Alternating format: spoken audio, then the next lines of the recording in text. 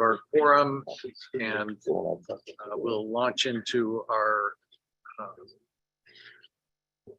agenda immediately. We have a previous meeting summary from our March 20th that's in your packet. Do we have any comments or a motion for approval? I'll make a motion to approve. Second. Moved by Jamie and second by Ramon. Any comment? Hey, Tom, I have a correction on it. I voted no the last time on the meeting minutes, and it doesn't have that recorded, just the 2 abstentions. Okay, thank you. All right, those in favor say aye. Aye. Any opposed? I'm opposed. I think that the reason I'm opposing these meeting minutes is, as we've discussed in the past, it just doesn't really capture the feedback that our committee's discussing during these meetings. And this one focused a lot on staff recommendations, but we provided some different direction and ideas out there, and that doesn't seem to be reflected in here. So I'm going to continue to vote no on these until we get better details. Thank you. Any others opposed? And abstentions? Tom, This is Justine. I abstain. Tom, this is Kevin Thornton. I abstain because I wasn't in attendance at the last one. Okay. All right, thank you. The motion is approved, and the next item on our agenda is a report on any submitted public comments for the meeting. We did receive a comment from Ms. Katie Moss, and a response to that request for the committee to consider a project is on the website. So we will move on to item number 4 on the agenda, which is RTA Next development update from Pocky. Before we launch into that, Pocky will talk to us a little bit about things like the previous board meeting results, and I'll probably have something to add as well.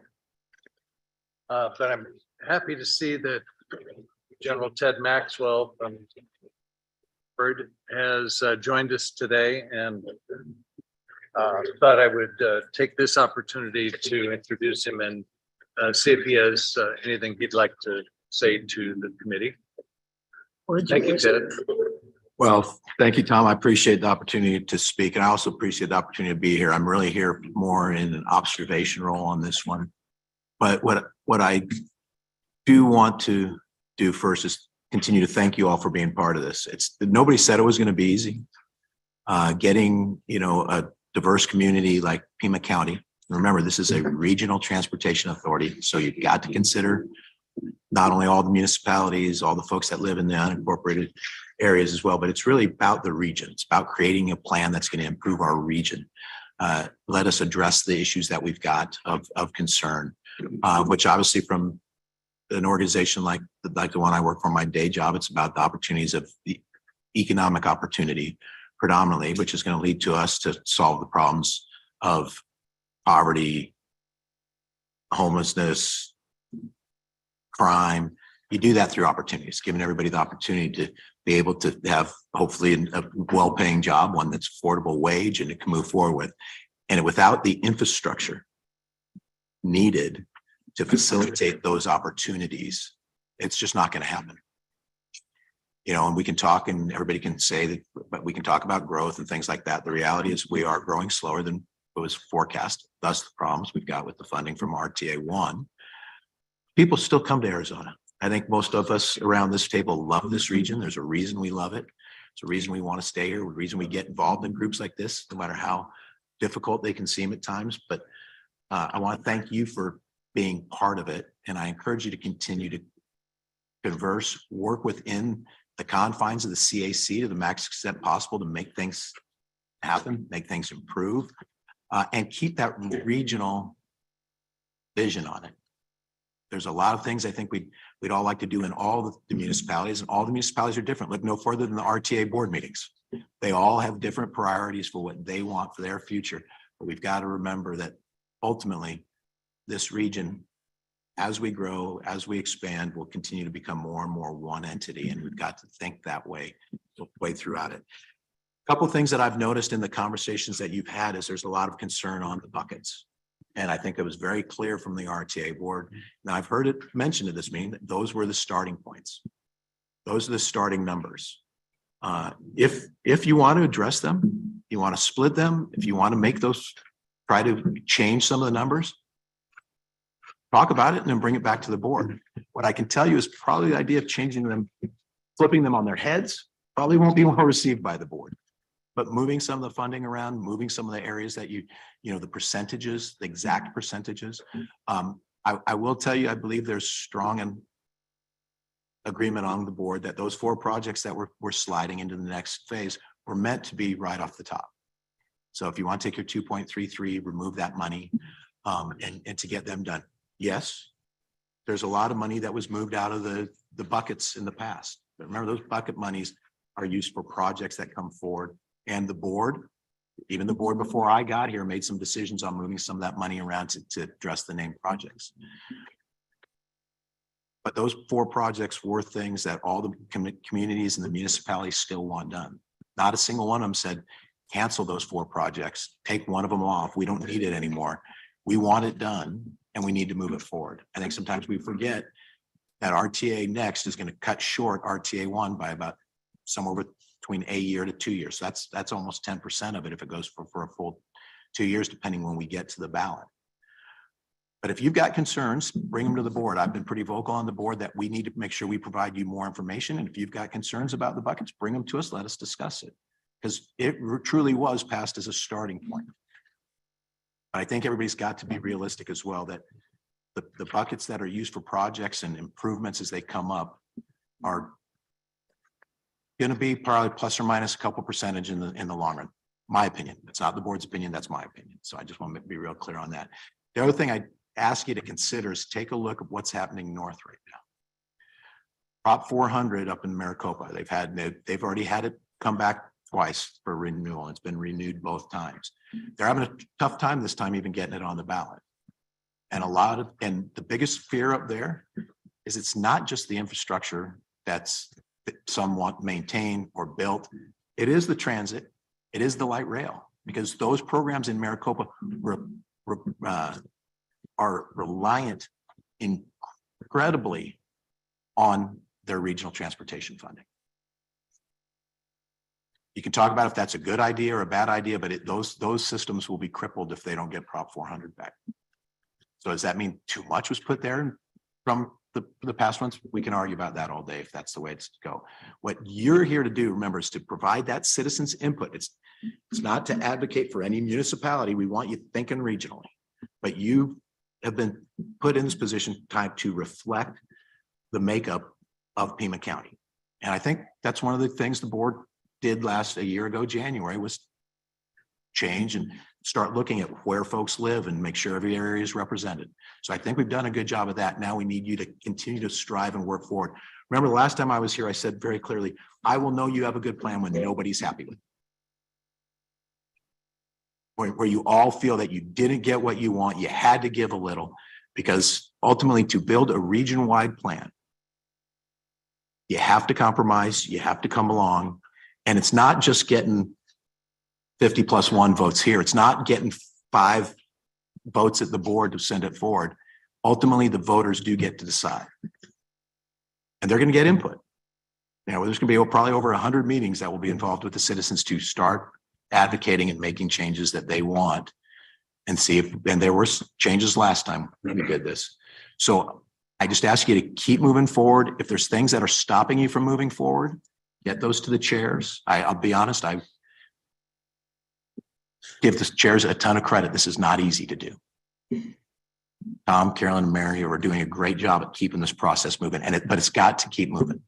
So if there are things that are absolutely bringing you to a standstill, get those to the boards, and we'll We may be forced to make some decisions earlier than we want to. We want to see what you bring forward first.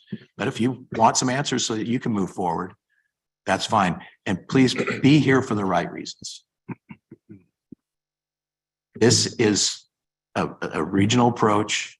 It's got to be, because there's so many different efforts.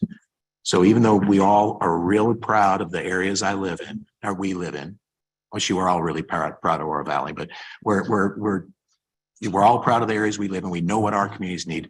Please remember that there is some regional wide consideration you give to your discussions. And the last thing I'd ask is, remember, we're all human.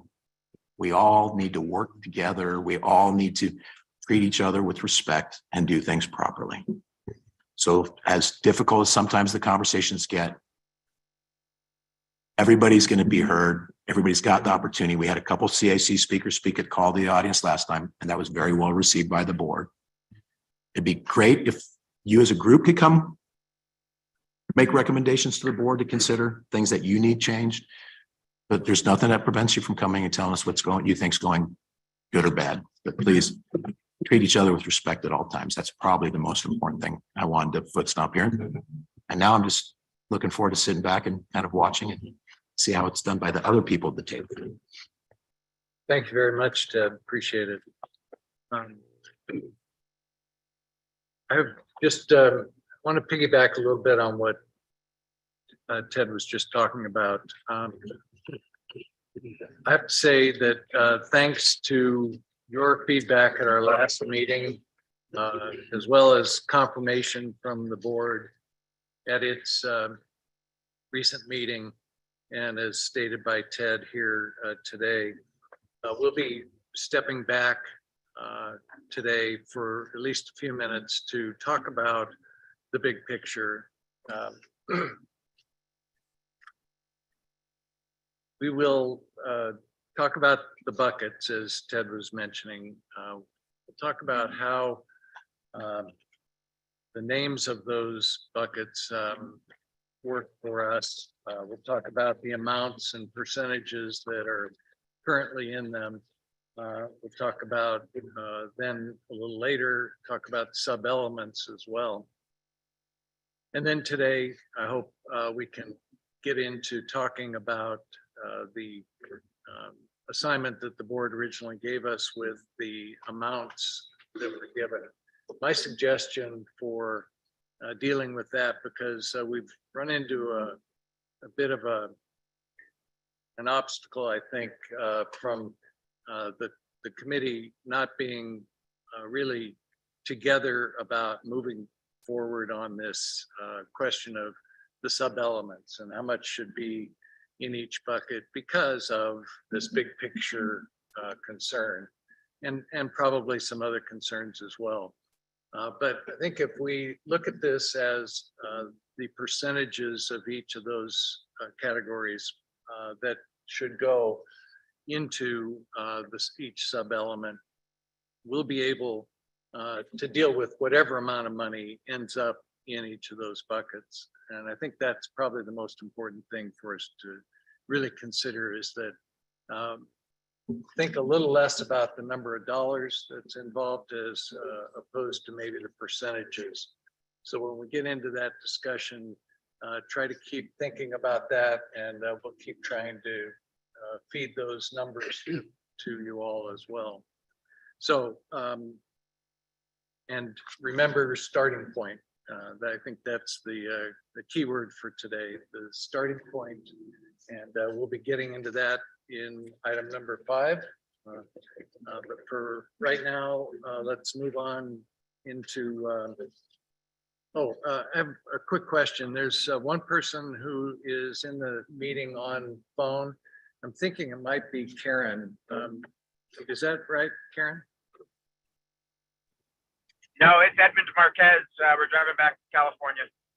Ah, okay. Thank you, Edmund. Edmund, okay. I think Karen dropped off, didn't she? Committee? Actually, Karen was on. Oh, okay. Is at the bottom. I think Oh. She appears still to be here. Okay. Hello. Hi, Karen. Sorry. Okay, can you hear me, Tom? Yep, I can hear you. Oh, great. Yeah, I'm kind of stitched together. I'm talking on my cell, but I had to watch on an old laptop, so that's why that is me on the phone. All right, well done. Thanks for Okay. figuring it out. Okay. Taki? Thank you, Mr. Chair, and happy April to all of you. Good to see most of you in the room. As RTA board member Maxwell pointed out, he went over the March 23rd RTA board meeting. I just wanted to follow up that, staff will continue to coordinate with all of you members as well as the technical management committee and to be able to make these recommendations moving forward. So that was a good meeting and there was some good discussions and we're looking forward to moving forward and working with both of the committees on the categoricals and the road main projects. As far as today, as Tom mentioned, we're hoping to continue the discussion on the categorical elements and sub-elements.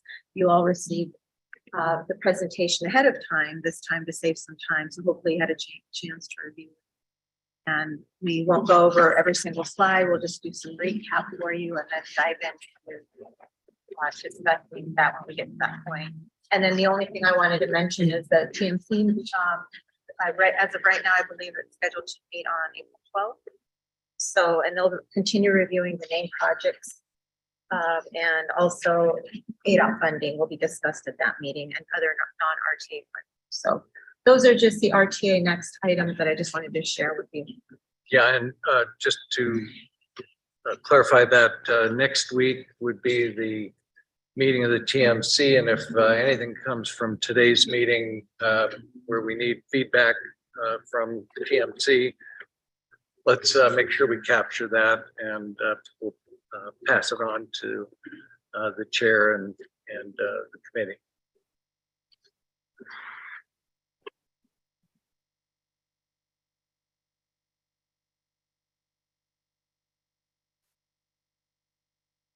You have the new slide. Yeah. Okay. So now on item number 5, the review of the categories. I want to start by reminding everyone of the RTA next budget as it sits today, based on a $2.34 billion projection of revenue.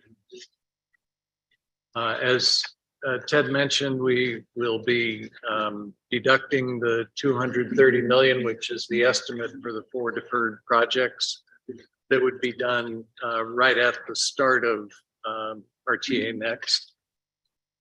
There's been $100 million set aside for contingencies. We had some questions about that at the last meeting. Perhaps we can deal with here as well. And then $100 million for debt service admin costs, kind of the expenses incurred by advancing some of these projects through bonding. And that would leave then a total of 1.91 billion. And from that, using simply the percentages from RTA 1, we have the breakdown that we've been dealing with here. And that is $1.12 billion or 58% for new corridor projects. And then the remaining 790 million to bring us to 2.24 billion represents about 42% of those available funds. With those categoricals, then we have 110 million currently that is our working budget, our starting point, if you will, for environmental and economic vitality element. And we'll be discussing that both in terms of its title, as well as perhaps what to do with the business support element of that. 170 million for safety, which is about 9%. And then the 510 million for transit, which is 27 million, 27% of the 1.9 billion. So those are the starting points. And I thought it'd be good, perhaps we could flip back to the previous slide and just have this up. If you want to look further at the categoricals, we'll just ask for that. We'll flip that up as well. But I'm opening the floor now to any suggestions or proposals or comments about the specifics of our current setup for the budget, as well as I said before, the names and or content of the buckets, as well as the amounts and percentages.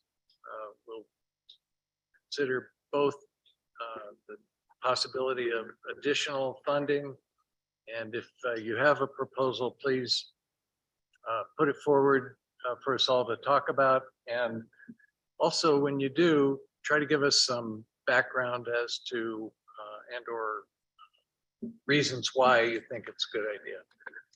All right, so first hand in the room is Bruce. Thank you, Mr. Chair. I have two observations. The first observation is, as you say, this is a working budget or outline of what we're trying to do. I think it would be useful in this display to move the 4 projects up to the top in front of the name projects so that everybody, including the public, understands that that is a given for a starting point. Then I have a question, and maybe this is directed to Farhad.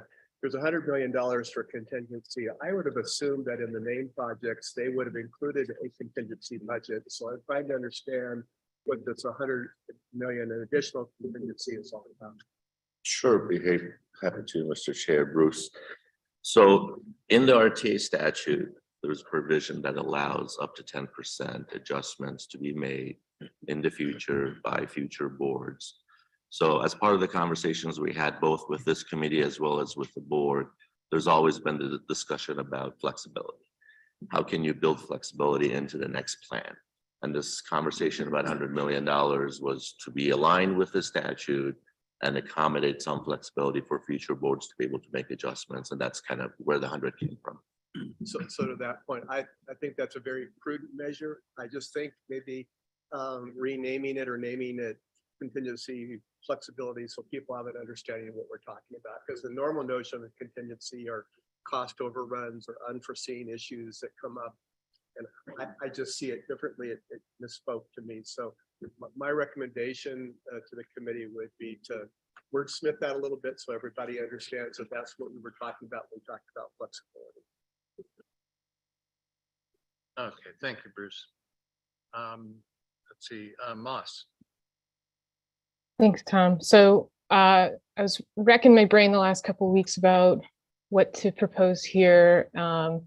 And I, just went back to, what staff have been saying this, for a while of RMAP is really the guide for us and everything we do needs to make sure it aligns with the goals and such like that. So I took a look at the RMAP and decided to just start with the categoricals, or the elements that are outlined there in the budget.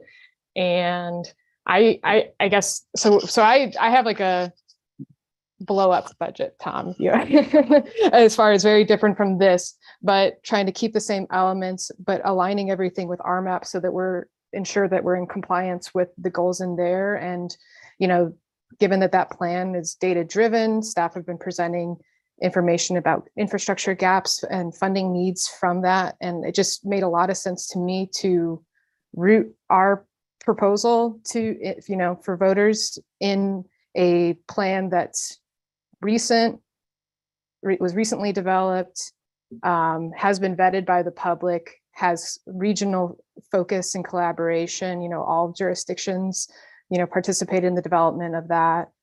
And so I just thought that this might be a really helpful way for us to make sure that we are aligning ourselves and serving the needs and in a data-driven way. so I don't know if I'm able to share my screen and just show what this breakdown would look like.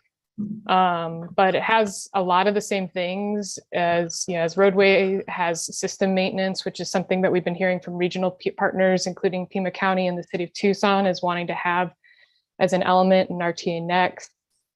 Maintain transit funding, have a bike ped section that would cover about 70% of the infrastructure funding gaps that RTA staff flagged for us based on our map evaluation.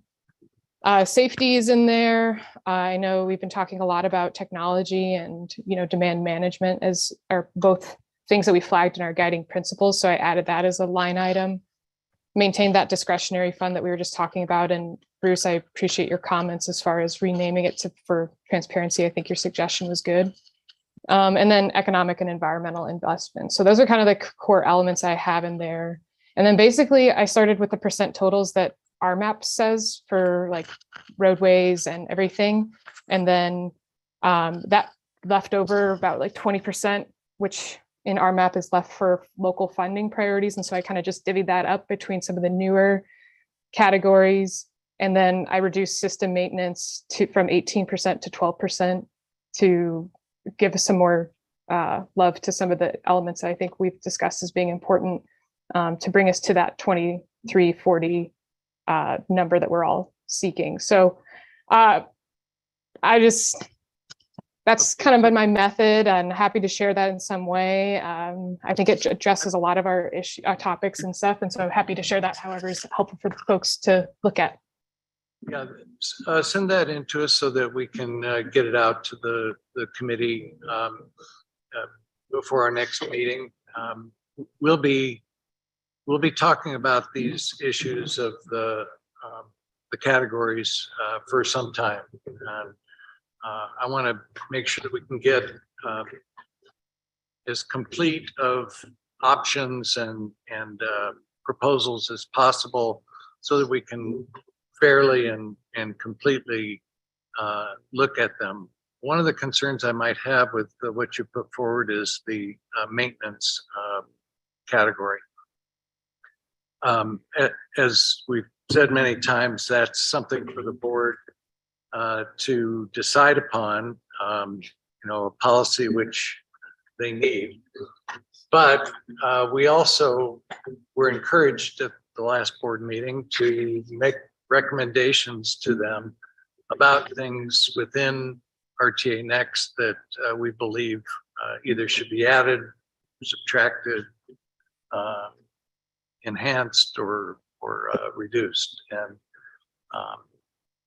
that may be one of those. So we're going to want to have that conversation about maintenance and whether we should recommend that to the board or recommend that it not be done.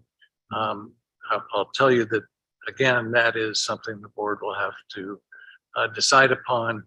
And I believe they are trying to make that one of the items on their next agenda.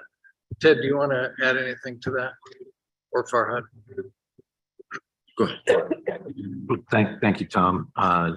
Yeah, I agree. There are some decisions, and I was sitting there, Moss, as you were talking, thinking, what are the things that the board kind of owes to you? One of them is that is there going to be maintenance inclusion? Because there's a lot of different ways to discuss that, whether it's buckets going to communities, which I is one concept, but the other ones, we're building RTA projects. Should we not support some maintenance on that? So that conversation has not yet had at the board. We intentionally kick the can, I guess, on that conversation. But if there's a belief that in the current budget as it sits, CAC wants to include maintenance, and that's a conversation that the board should have sooner than later. You know, we've talked a lot about, and I think everybody on this is aware that we could go higher than .5 cents. I'm not saying that there's an appetite to or not to, but it really is going to come down to what builds a plan that makes sense. And that's, I think, where you may see like the maintenance consideration being talked about. We've also talked about building flexibility into the plan. That's something we as a board have not determined how we're going to do that. You've heard today the concept of having $100 million set aside for flexibility, but we're also talking flexibility to take a review of the projects and how we can build that into an issue that may allow the voters to understand 20 years is a long time. You look no further than the conversation on on First Avenue that we addressed at the last board meeting. So we think there may be some benefit adding a system that will allow us to have periodic reviews of the projects as they go out. 20 years of technology changes a lot. So the maintenance one, Tom, to your point, is the board hasn't had that conversation. It will be a very tough conversation on how we should go about doing that. So if the CAC feels strongly and they want us to either address that, or they want, or they have a recommendation on whether it should be, it shouldn't be, and what it should cover, we're willing to listen to that as well too. But eventually, you're right, the board's going to have to make that decision. Yeah, and we feel that the board should get us information about their position on that as soon as possible. And I think at our next meeting, I would like to have one of our agenda items be the discussion of maintenance, but I'd like to have a couple of presentations. I know there are a considerable number of takes on maintenance, both positive and negative, as to whether it should be included in RTA Next, and if it should, in what way should it be? And I'd like for the committee to have kind of a broad view of what those arguments are, so that we can have an intelligent conversation with whatever other issues you want to bring forward as a committee. Farhad? Mr. Chair, just want to add, some of you hopefully recall that we've talked about maintenance in the past with this committee. Maintenance, obviously we have to define it. And part of that definition, we'll continue to have this hopefully dialogue. Part of that definition is maintenance, as long as it's called capital maintenance, potentially is something that's eligible with RTA funding. We've had that conversation with our jurisdictions before they submitted their projects. You probably see in the list of projects, in the list of projects that you currently have, some of those projects by definition of modernization, they are maintenance projects. So keep that in mind, that you already have some of those projects. We just called it something different. They're not being maintained per se with your traditional maintenance. It is capital maintenance. So that's eligible. My opinion, and obviously we'll have to confirm this with our legal counsel, anything other than capital maintenance may not be eligible. So we want to keep that in mind, have that confirmation come back to the board and this committee. So keep that in mind as we talk about maintenance. Great, thanks. Good. And I'll just add, because Farhad brought up a great point. This maintenance issue has not been discussed in any detail at the board. What's eligible, what's not. I think there's been a lot of conversation more in the community with it. And I just want to make sure that it's really clear on anything I say today is my opinion.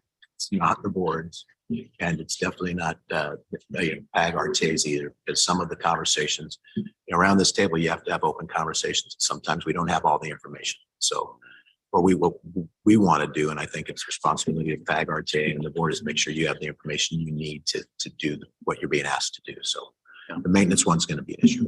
All right, good. Thank you.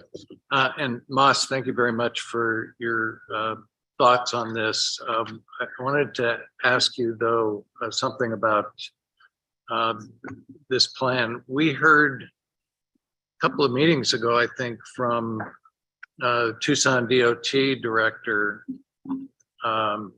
about the Move Tucson proposal and how the categories within it fit within our category.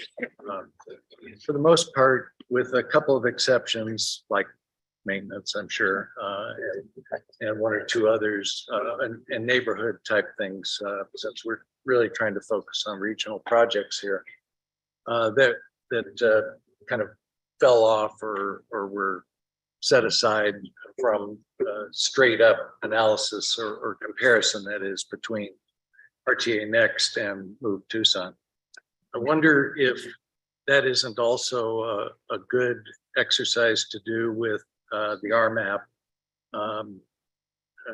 starting point that you're discussing kind of as your blow-up proposal, I think you said.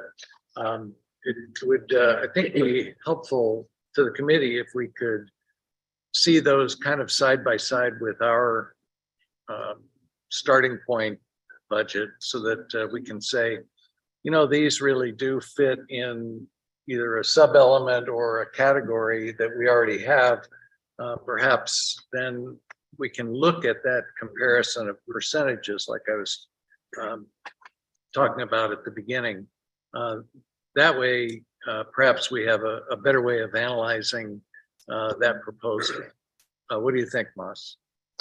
I agree completely. I think that RMAP, Move Tucson are two current plans that cover broadly our region, and or at least, the Tucson plan covers most of our voters that are going to vote on this.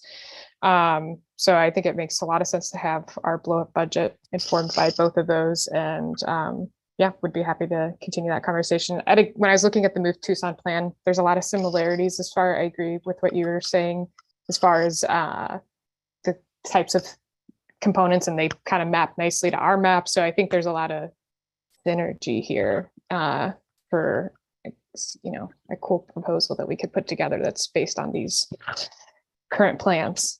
Good, thanks.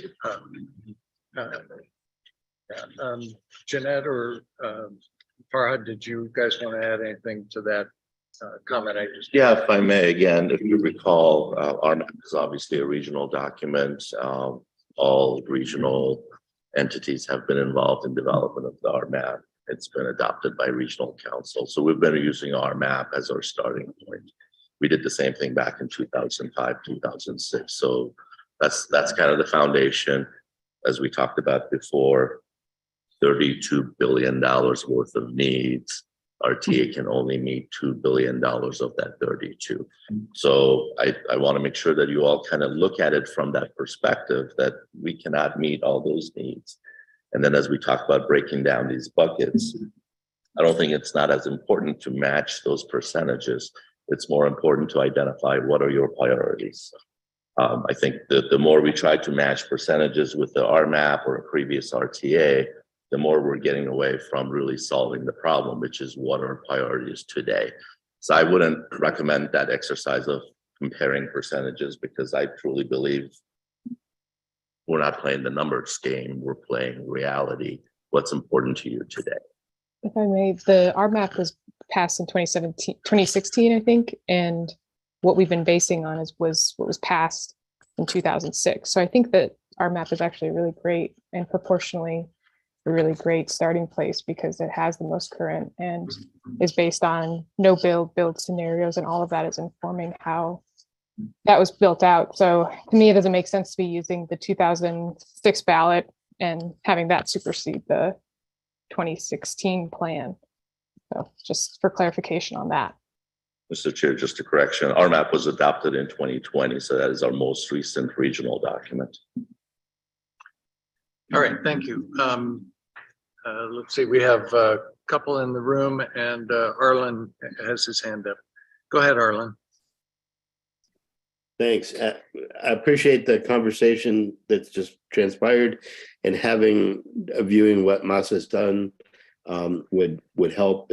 You can see it and compare things. I also agree with the maintenance, as it was described, that the capital maintenance, and recognizing that, of course, it would only be for the regional network, whatever the regional network is, not for local streets. I want to bring back, and this is only because I don't have notes from our last meeting. Carolyn spoke, I thought, very eloquently about moving forward with a proposal. And so I don't remember what that was, other than I liked it. And I was hoping that I could put her on the spot and say, so in terms of this global picture, what were things that you had said, Carolyn, that might be in line with this and moving it forward on a big picture?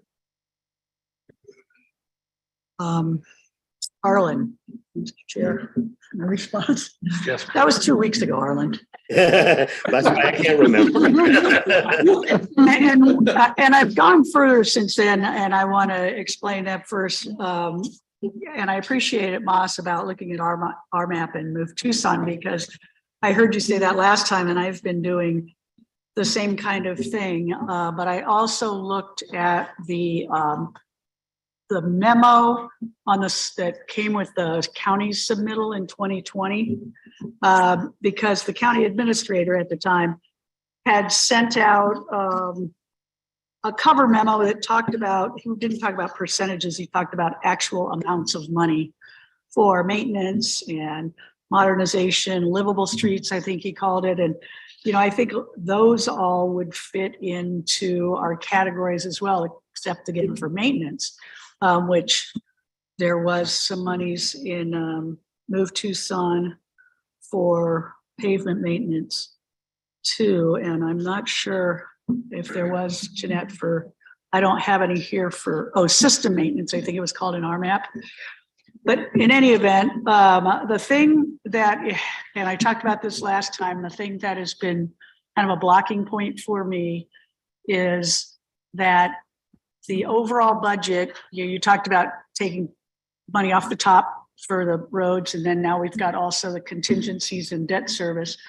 And that brings it down to a number that makes the categoricals a lot smaller than they were before. And I think I mentioned this at our meeting, is that I hopefully we all agree that it should be taken off the top. But I would ask perhaps the board to think about some things, and based on what Bruce was saying, that if we are going to be, if the board thinks we should be taking it off the top, or they directed us to, I would say there are some ways to work with that to get to some of the numbers, even if they are 2006 or 2020, or Move Tucson. That one is to ask the board, and I don't know, I should ask Farhad this first. We're using the conservative forecast, and there was, I think, a medium forecast and a liberal forecast. Do you know what those numbers are? Sure, yes, be happy to. So, and we shared the document with all of you. The revenue projection for the next 20 years had 3 different levels, right? Optimistic, pessimistic, and then the baseline. Right.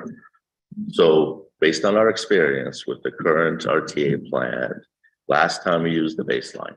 Baseline was what was used for RTA, $2.1 billion. Well, we had the Great Recession.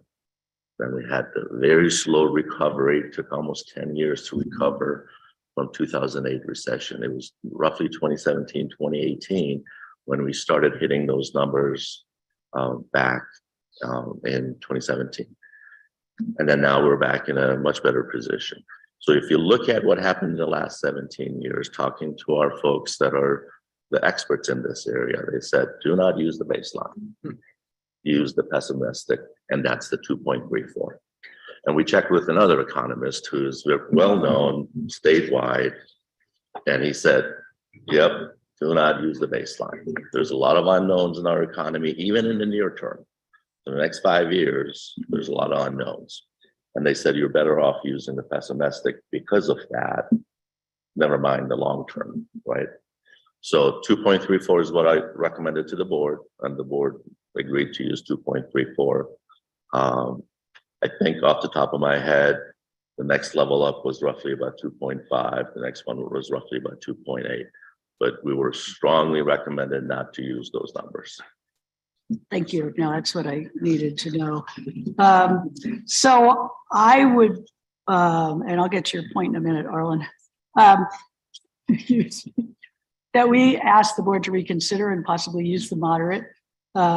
This is all to address my big concern that the categoricals are shrinking when we take all this money off the top. And it also is a concern because I think it could well be a concern to voters when it gets on the ballot, that we're trying to explain why these numbers are a little different because we subtracted something. And so another way to get other than to use the moderate or the baseline, I'm sorry, is to ask them, and Bruce brought this up last time, to ask them if they would consider raising the sales tax amount a little more. So that could absorb the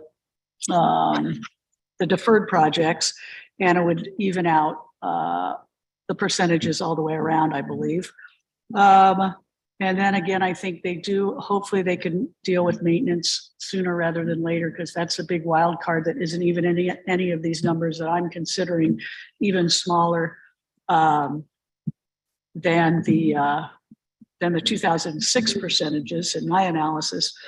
And if we can do do all of those and some kind of addition of forecast or monies, then I think that the percentages will get closer to PAG's RMAP, the Move Tucson, and then what Pima County proposed in RTA next. And I just want to go over the two main categories of the RMAP. And Moss, I'd like to see yours. I hope you came up with the same numbers that I did, or I'm going to look pretty silly.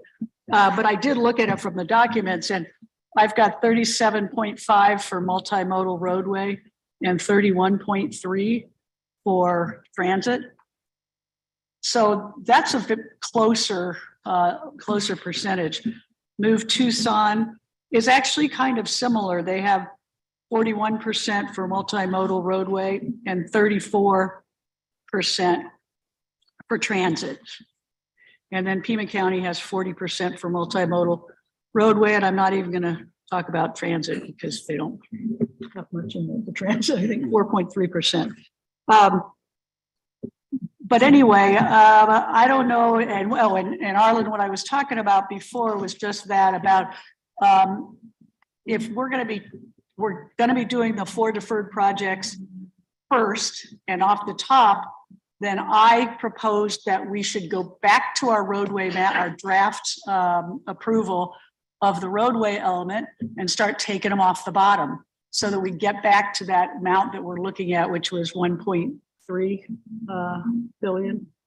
I think it changes my comfort level with the numbers that are going to the categoricals, because even just the 200 million for the contingencies and the debt service and admin cost is more than most of the categories combined.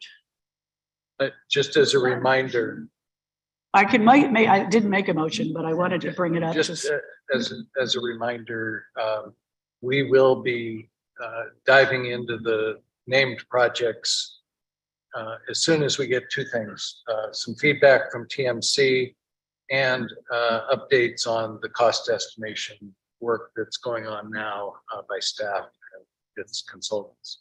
So with full information, then I think we can dive in and do some of the things you're talking about, looking at prioritization of those projects, looking at where they are, kind of mapping them, and looking to see how much we really need to cut, or if we just don't feel we can cut, is that going to feed into recommendations we might make to the board about the sales tax or the allocation of the 2.34 billion.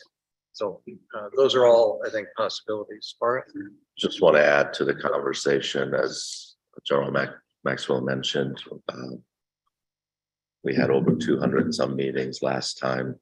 This time around, we're having a lot of discussions with a lot of folks around the community. And I think the number one feedback that I'm getting, and I want to share with you, is that they would rather see more specific items so they can make that decision. So even right now with 58 named versus 42, that's a mix. But if what you're proposing is to have less specific items outlined on the ballot, just keep that in mind. I'm already hearing that from a lot of folks, that they would rather have specific items so they know what they're voting for. Just food for thought. I'm not sure I'm following. I guess the buckets They'll have cost been, more projects cost more money. yeah, and the whole concept of the buckets, even within the last 17 years with the buckets, there was flexibility in the buckets, but it was not as specific, right? And the focus was on specific projects, named projects. And I think that's the feedback we're hearing, that they would rather have more specific outlined instead of have more buckets or more amounts in the buckets. Or have the buckets have Have more named named projects, projects yes, within them. yeah. Yeah, That's another way of looking at it. here's the first 5-year plan, and then after that, it's That's another way of whatever's looking at it. needed. Yeah, and we've talked about that here as well.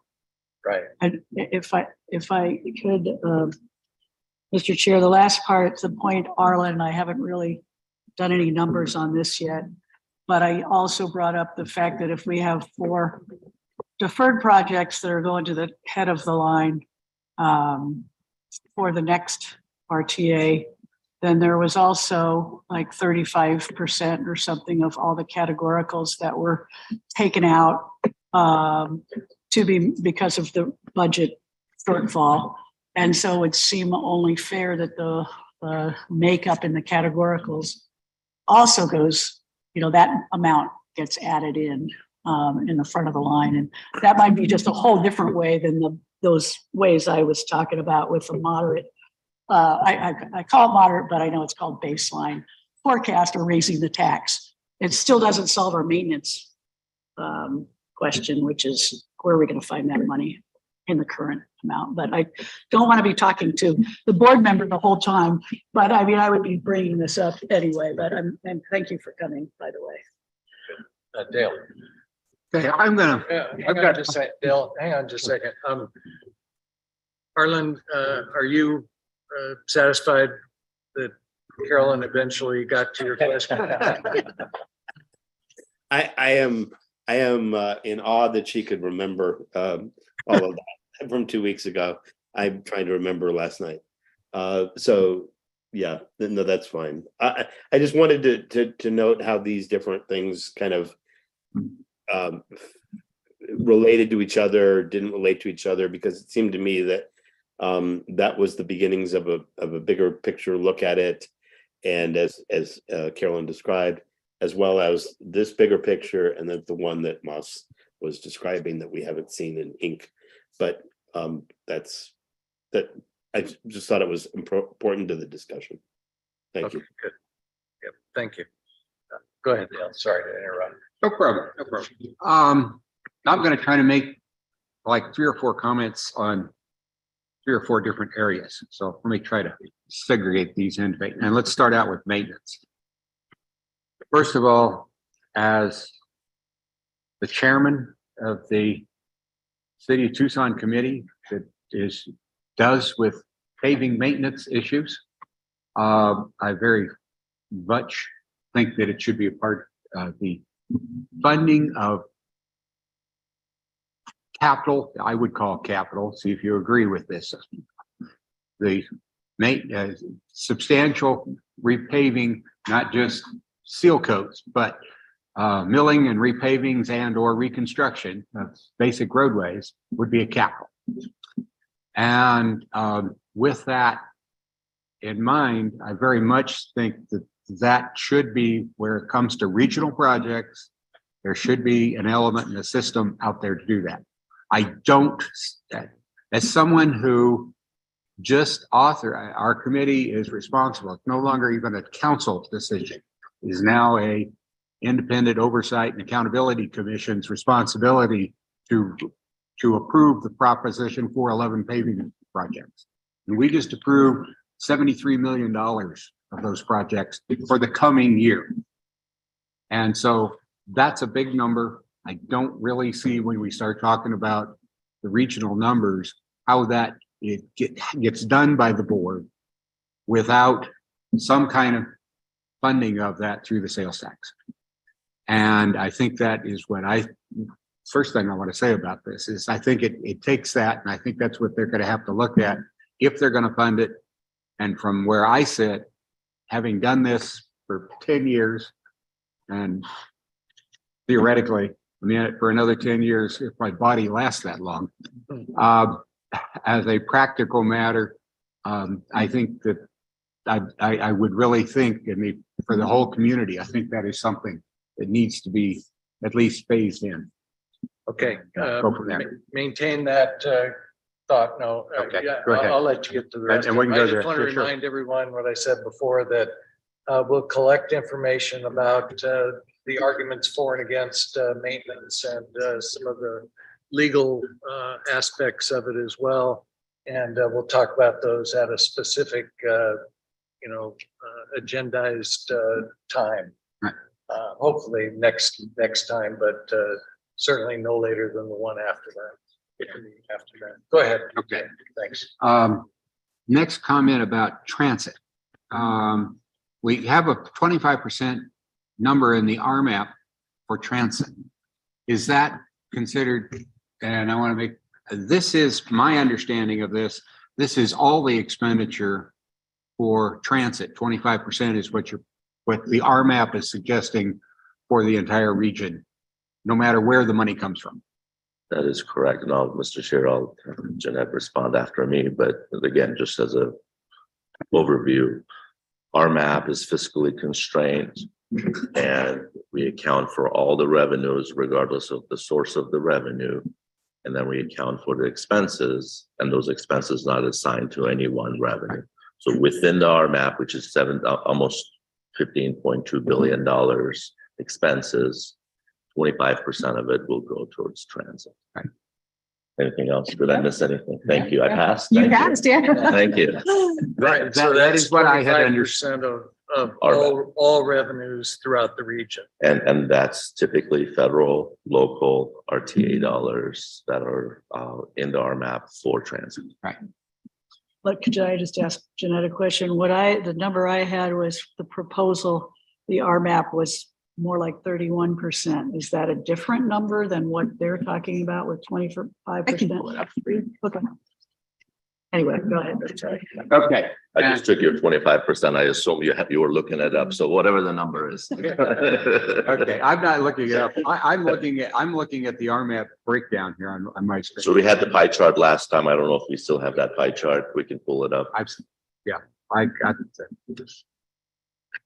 Anyway, what I wanted to kind of bring back to and how this relates to those total numbers is the fact that on transit, since RTA 1, the numbers have been skewed, but my understanding of transit numbers is that more than 50% of that number presently is funded by the city of Tucson. And so from a regional standpoint, what's coming from the RTA is 12%. Is like, yeah, Right? Half of that. no, it's more 12%, isn't it? Yeah, Carl? Mr. Chair, if I may, currently, roughly, we're spending about $100 million on transit in the region. Roughly 30 million of that is RTA.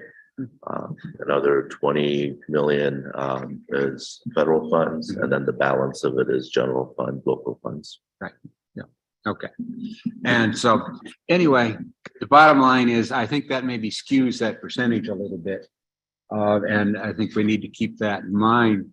I am not unhappy with the numbers Carolyn is throwing out there for that. So the next thing I wanted to make a couple comments about is the multimodal roadway or named projects and the relationship between that and multimodal project. The named projects, particularly when we look at, and I maybe from a political standpoint hesitate to make too much of a point of this, but as a practical matter, if you look, most of the city of Tucson's projects that we're approving for the city of Tucson in our list are complete street projects, do not add lanes to streets, are not capacity improvements.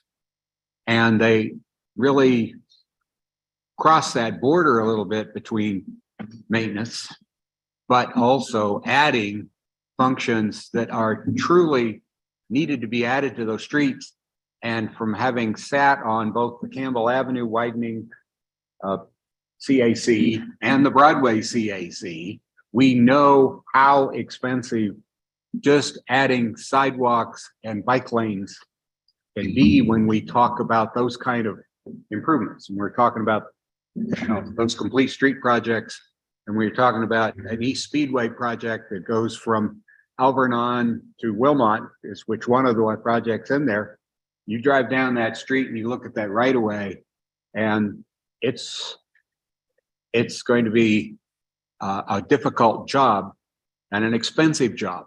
You know what I mean? And I was talking at a IOAC meeting briefly as chairman, and I commented on the initial budget on Grant Road. And that's probably a reasonable area. And that initial budget was $100 million for right of way and $85 million for construction. And I know that that's not the real numbers now. Maybe, and Farhad can maybe inform us there, but I know as a practical matter, we're looking at those kind of problems when we start talking about adding bike lanes and sidewalks and curbs. Well, there's curbs on Speedway, but there's no sidewalks on that entire segment. So Dale, are you getting to the point that we should let the voters know that these are modernization, meaning not widening, and these others are widening, and to further break down the name projects by sub-name? Well, I'm torn by that. Okay, I'm torn that people would not evaluate them as specific name projects, and they would start evaluating based upon their biases of which should happen, and they start doing that. So no, so I'm not specifically recommending that. And so I have that reservation, and that reservation goes both ways. And that's when breaking them out, then kind of it would imply that maybe one was more important than the other, and I don't want to do that. So I'm not big on breaking them out. Yeah, I think though what you're saying is that communicating, we need to understand it, but both understanding it and communicating it to voters would be very important, because some voters will react well to a widening project, whereas others would react well to a modernization project, and vice versa. That is, they could react poorly to one or the other. And from this committee standpoint, we need to understand those distinctions and those projects for a couple reasons. One is there are a lot of things that are specifically in categoricals, and I feel those numbers are really inadequate. But we got to give credit for the fact that some of those specifically listed projects are being driven by those same categorical elements. The adding of the bike lanes and the adding of sidewalks in particular, adding of pedestrian safety features are important. Upgrading signals. Yes, upgrading signals. Those are all important to those projects, and we need to keep that distinction in mind when we think about those categoricals, that there's a significant contribution to those categoricals from the specific projects.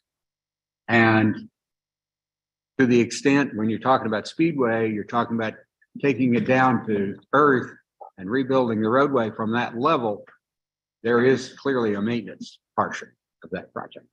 And I think we need to think about those. Yeah, great.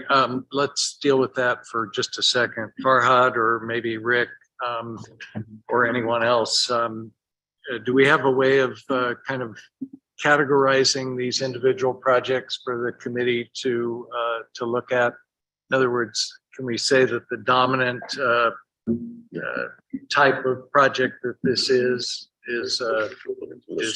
maintenance or whatever? Mr. Chair, if you recall, yes, we already have that. That's in your portal. We went through that exercise, identifying which projects are capacity projects, which ones are modernization projects. So you already have that information. We'll be happy to break it up again for this committee. But as you discussed, I would say roughly off the top of my head, and Rick can maybe confirm it, I would say roughly half of those named projects right now are consider capital maintenance plus all the enhancements. Well, look, Farhad, it's been at least 2 weeks, so. I'm sorry. Yeah. So Seriously. Rick, I don't know if you have that list handy, but they are categorized, they are broken down. And we can provide that by an email and break it up even further as needed. But again, I want to agree with what Dale said. All those projects have enhancement components in them. As Rick has reported previously, every time we touch a project, we want to make sure we enhance mobility, we enhance safety. So yes, you do want to account that somehow. Tom, But that's can I the jump in? only thing I'd add is that component, we go back to the basics. The named roadway projects were goaled to become fully functional. Drainage, multimodal, vehicular, bike, ped, transit, all aspects would be incorporated into it. So whether it was designated a capacity and operational or functional, it's still going to have all those components built in to add to what Farhad was saying. Thank you. Austin, I know you'd like to make a comment about this. We still need to hear the rest of Dale's suggestions, but did you want to just comment on this one thing we're talking about right now?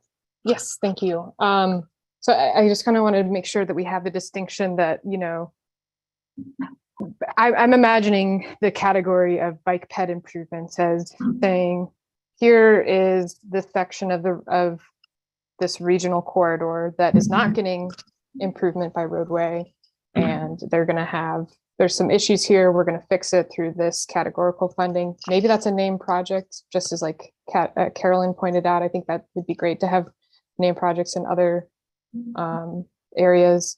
But that I feel like is different than what I think I'm hearing, which is, you know, right, if you're doing a massive roadway project, you know, if we're widening whatever we're widening Harrison, let's say, and you know, there's some incomplete sidewalks along there already, that adding in sidewalks for that project is not necessarily a bike ped improvement that would like come, that we should count towards that percentage that we see it in whatever breakup we see, because that's an ADA requirement. And so I just want to make sure that we're not conflating these basic requirements for a roadway design. It would be kind of like saying we're not going to put streetlights on a roadway project.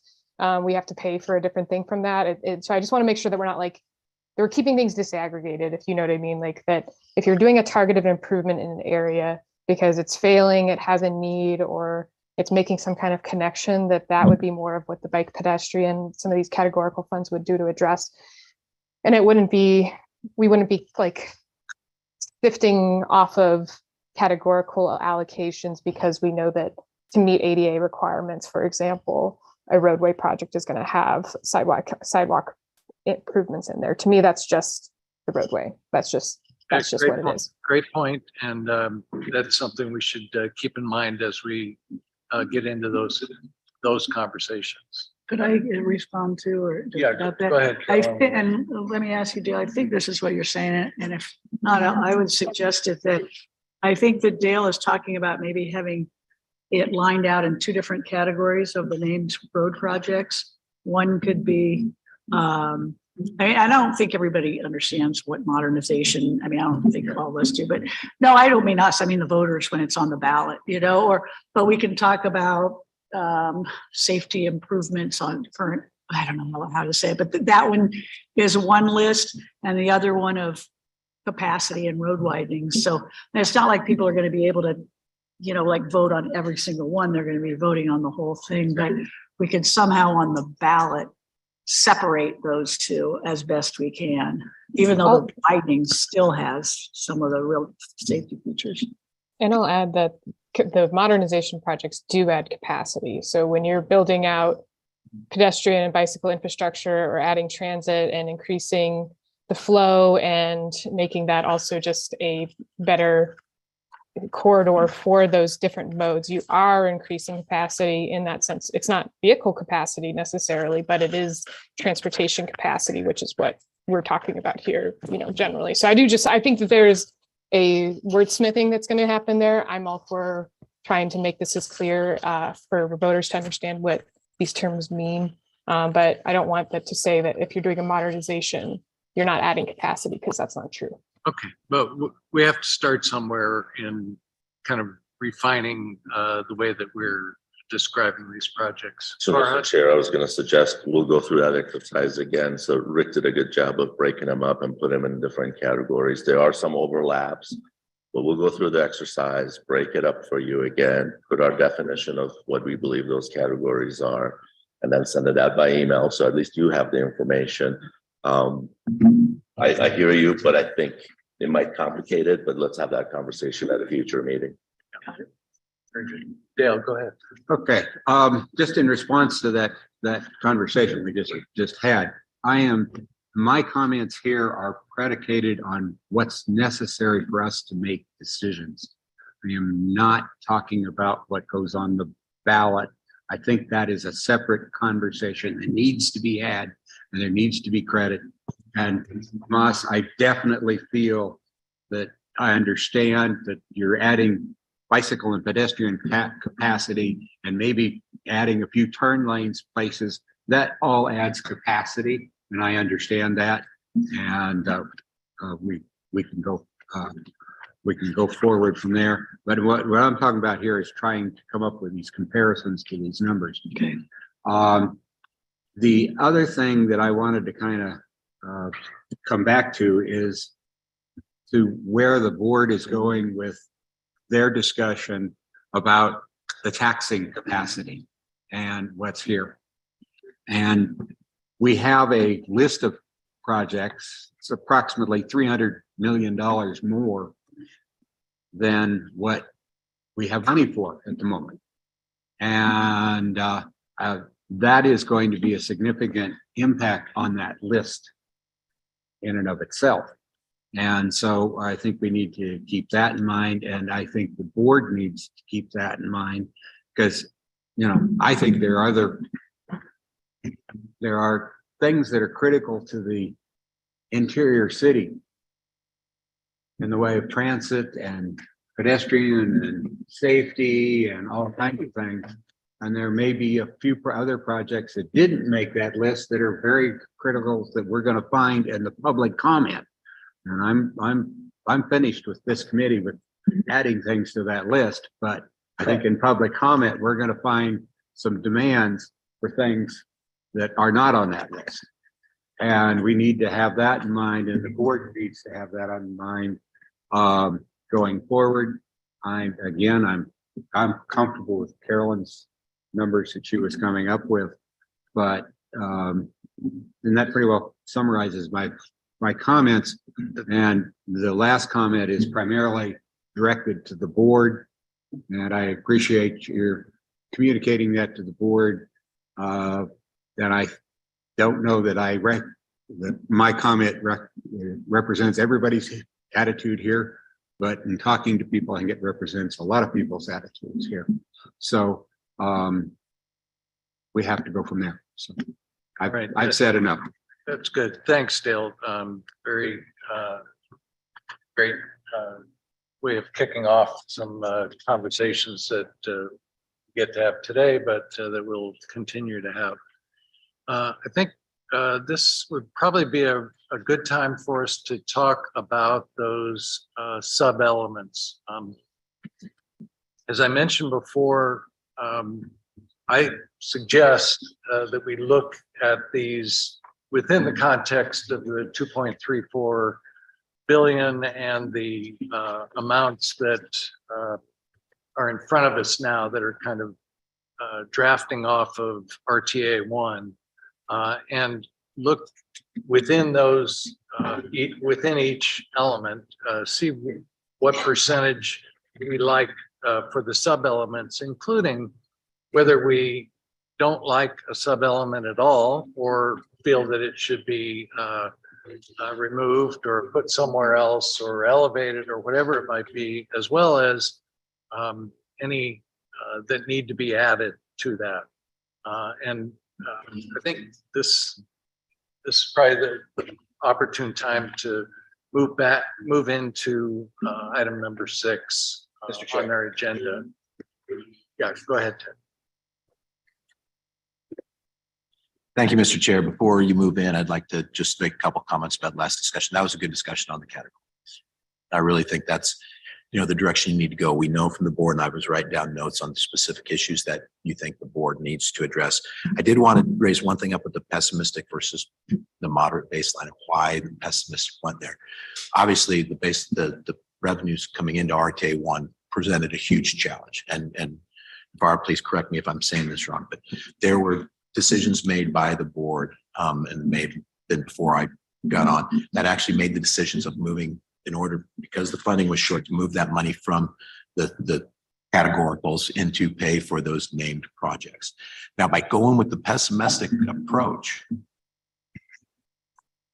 what happens if with the moderate numbers come in? There's no other named projects. So where's that money going to be able to be divided into? It's going to be divided into the categoricals. That's the easy place to put it. To spend it on a named project, again, correct me if I'm wrong, we'd probably have to go back to the voters and see if that's how they want to do it.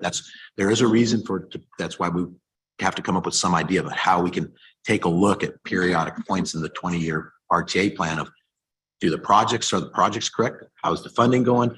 Do we want to put something back on at the 10-year just to modify? We don't know. But we do know in the 20-year plan that we didn't have any of that flexibility.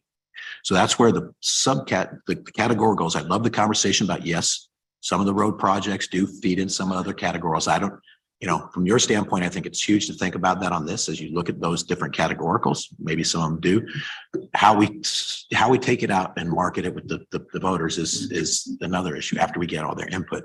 But I do believe that by going on the pessimistic route, and that's kind of why we said start with the same numbers, is if we hit the moderate numbers, there's going to be more money that's going to be available into those categoricals, because that's the place we can spend it, because there's no more named projects. They're kind of set. So just keep that in mind also as you start looking at making some of the adjustments as you go through. Again, Ted's opinion. Thanks, Ted. Bruce. Yeah, Ted raised an issue that I was going to bring up, but I thought maybe I was getting too much down into the weeds. It seemed to me, from my point of view, it is prudent to start with a pessimistic approach. But what happens if we get to the moderate or the optimistic? And do we just assume those go to the categoricals, or do we as a committee want to give some guidance or some suggestions to the board about how those additional monies ought to be looked at? That's why I'd like to see what those amounts are. I'd also like to see, by my calculation, if we went to each quarter set that we add is $1.17 billion more to the pot, how we would use those monies if we were to move in that direction. To me, that macro analysis is necessary. I would, for instance, be willing to say that beyond the pessimistic and this base level, that I'd be willing to put a higher percentage into transit and other categoricals and into adding additional projects. But those are discussions I think we at some point in this committee need to have. Probably not right now because we're not there yet, but I would hope we would reserve time for that kind of a discussion. Great. Very good. I agree with Bruce. And I just also want to say, I'm all for, if we have a surplus, that goes into our categoricals. I think that would help to Carolyn, I think you were talking about this last meeting about things getting swept this year or this cycle in RTA 1 to pay for the roadways. So we've been neglecting all these other areas for the last 20 years. And, God forbid we appropriately invest in our bike and pedestrian, infrastructure because we have a surplus. I think that would be a fantastic approach. And but I like Bruce's idea of looking at those numbers and having that conversation. Okay, we'll do that. Farhad, Mr. Chair, just to piggyback on what Bruce was saying, obviously the governing body has the authority to decide what to do with any surplus that's given in any governing body's authority. Again, I go back to making sure that as we make promises to the public that we don't overpromise. So that's probably the perspective that I have. That's the recommendation our economist provided. I believe that's why the board decided to use the pessimistic, because of our previous experience, right? Over the last 17 years, we're roughly 30% below of what we projected. And that was the baseline. So the recommendation we made was let's not promise something that may potentially not be realistic. Let's start from a realistic perspective, which is the pessimistic perspective. And then obviously, if there's a surplus, the governing body has the authority to do what they will with the surplus. And that's obviously up to the board to decide what to do with it. And how does the operating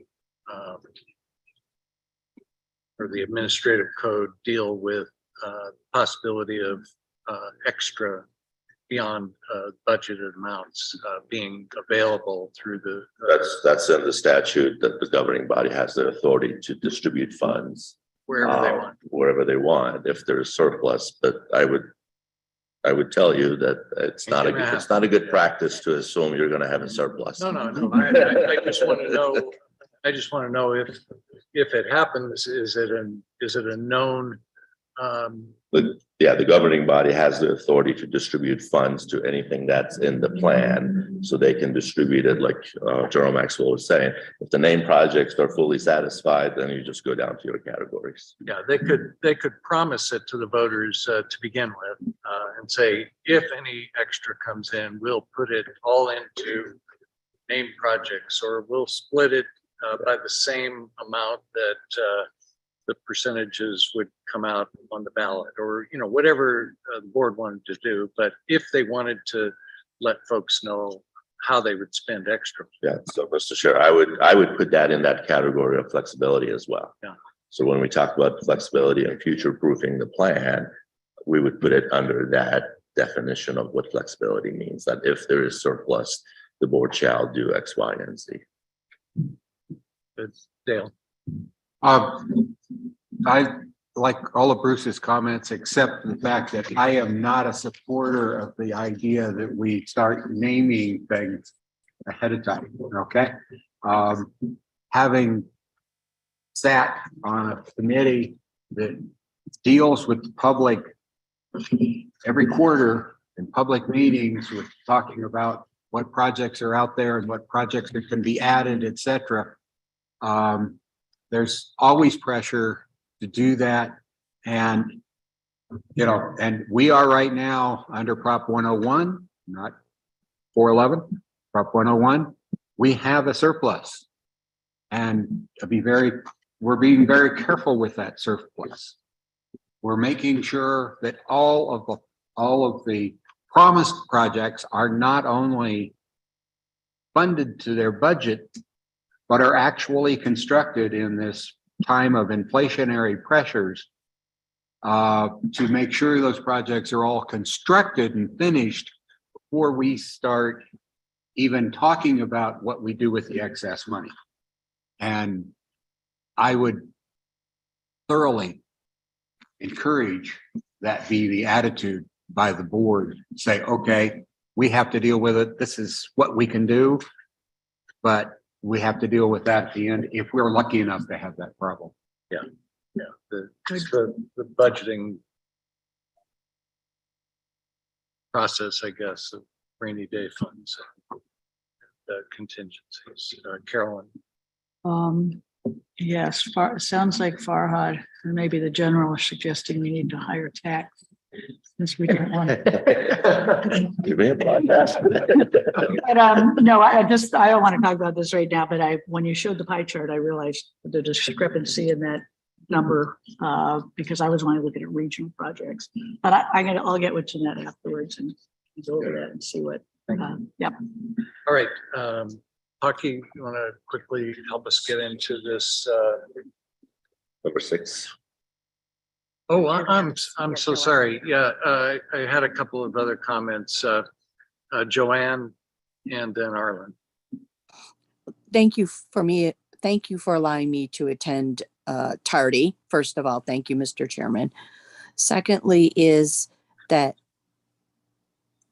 with a lack of traffic enforcement within the city, my concern about adding safety, bike, and pedestrian labels could make us culpable when we're watching these numbers increase dramatically. We've already seen the county and city be sued over the bicycle accident at the Rito pathway. So has this been discussed already as far as naming these categories and any potential culpability that we're imposing upon the RTA, the county, or the city? Question, Farhad? Sure, Mr. Chair. As you all know, and we've discussed this before, RTA is the funding mechanism. We provide funding to all of our entities. And through that process, we have an agreement with the entity that is responsible to implement the projects. And through that process, they accept all responsibility, they accept all risk. And essentially, unfortunately, anytime there is any involvement from the RTA, even if there's $1 involved, we potentially get named in those litigations as well. But the entities have committed that they will protect the RTA from any liability. Thank you. Interesting. Arlen? Two questions, and these are bigger questions, and I probably should know the answer. I just don't remember. Is there something that prevents, when we talk about this pessimistic versus moderate scenario and going with one or such, how much money is being raised entirely? Is there some reason why a named project which could not be in there as like in the on deck circle, if there is the money, if revenues are greater and the other needs have been met, that's where we would go next, to sort of define that flexibility a little bit better? That's number one. It's not to say that we would take it from the categoricals. I'm just asking if that's possible. And then secondly, when we're talking about the scenarios of pessimistic or moderate, are we absolutely forbidden or shouldn't be talking about a slightly higher tax rate? And by slightly higher, I'm talking not in terms of a half or full percent or something, but in terms of tenths of percent. And if we're not able to consider that, that's fine. But if we are able to consider it, I really don't know what a 1/10 of a percent like brings in terms of revenue over the life of the plan, or as opposed to like a 1/2% or a full percent or something like that. Well, it's about 20% more than the current one would produce, but there's some differences in how it's projected, and it gets into some economics that I'm really not interested in hearing about. Yeah, Mr. Chair, if I heard the question correctly, there was multiple parts to it. So let's start with the first part. As we discussed before, the RTA governing body has authority to go up to a penny, but that is really at their discretion. That's a policy decision that the board needs to make. Currently at the 1/2 cent rate, obviously we are using that for many reasons. One of the reasons was that, as we talked about previously, when we developed the RMAP, we are required by law to make an assumption. The assumption that was built into the RMAP was based on 1/2 cent. That was at the regional council's direction. That was at the board's direction. So over the last 4 or 5 years, we've been having this discussion with the board, and it's always been assume 1/2 cent, assume 1/2 cent. Even for this body, it's always been assume 1/2 cent. So anything beyond 1/2 cent up to a penny, obviously it's authorized at the board's discretion. And you can make a recommendation, but just please keep in mind that the board has to make that decision. And at this time, I would tell you that it really has to come with a very solid plan. And if we don't have a plan for the 1/2 cent, anything above that is not solid. So I would recommend to focus on the 1/2 cent, the solid plan, and then anything above that, obviously at your pleasure, you can make a recommendation what to do with anything above it. That's why I prefaced these conversations with potentially using the percentages that we come up with in allocating our 2.34 billion as something to be a placeholder for us should there be an additional amount of revenue recognized through board action. So just to follow up, if I may. Yeah, go ahead. On the first part of my question, so I'm gathering that flexibility is throughout the system. If there happens to be more money, wishful thinking, if there happens to be more money that's raised over time, as opposed to identifying a specific project that would be on deck, because that's something you can't promise that you can do. Is that correct? I'm not sure if I understood the question. Are you talking about the named projects? Yeah, in this case, I'm talking about the named projects because I was thinking in terms of, I mean, there's multiple different ways you can deal with flexibility. But if there was does it make sense or not make sense to have a named project that you put in there if you exceed the collection? And the reason I think you would do this potentially is perhaps maybe it's political, but maybe it's just that's a project that would seem to be important to an awful lot of folks, that you could say, well, if we can get the money, this would be great. If not, we're not going to do it, or just not even go there, not even go past the projects that we know that under whatever scenario we use, there's the money for it, and that's it. Mr. Chair, if I understand the scenario, it's almost like having a B list, right? Here, finish your list, and then if you want to go to the B list. Obviously, that's doable. Again, I think that's where you start getting into overpromising. And I'd much rather have a flexibility provision in the ballot and allow the boards in the future, obviously 10, 15, 20 years down the road, giving that future board flexibility. I think that's probably a better approach instead of trying to have a B list, but obviously at your discretion, you can make that recommendation if you like. I just think that's probably unusual, especially for a ballot measure, to have a B list.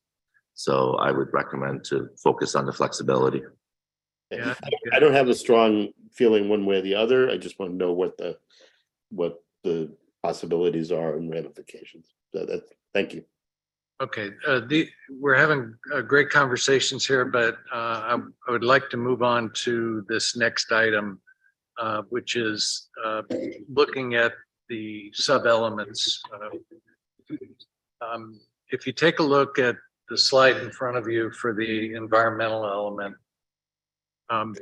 we have the greenways, pathways, bikeways, and sidewalks, which represent in just the starting point that we're looking at here, 70% of the 100 million. And so the environmental. Mr. Chair, if I may, Yeah, I just wanted please. to explain on this element, we took your feedback from the last discussion and we removed the economic vitality from it. So now we renamed it to just environmental element. This is all proposed for you to consider. And then we put the two sub-elements under environmental, which is the greenway, pathways, sidewalks, that I just mentioned, and then the wildlife linkages. So this new element is now totals 100 million. Right, it was 110 before. Yeah. And the 10 million for the business services we'll deal with in a separate. I was just going to say, if you recall, we were struggling with what to call it. So our proposal is just remove the small business from it, focus on environmental components. The small business assistance program can be moved under administrative, and that'll be probably a more reasonable description of it. I think you were, Absolutely agree. yep. Yeah, so if you look at this, then we have 70% for these greenways, pathways, bikeways, and sidewalks. And that compares, that 70-30 split compares to approximately 60-40 on the current funding allocation as forecasted.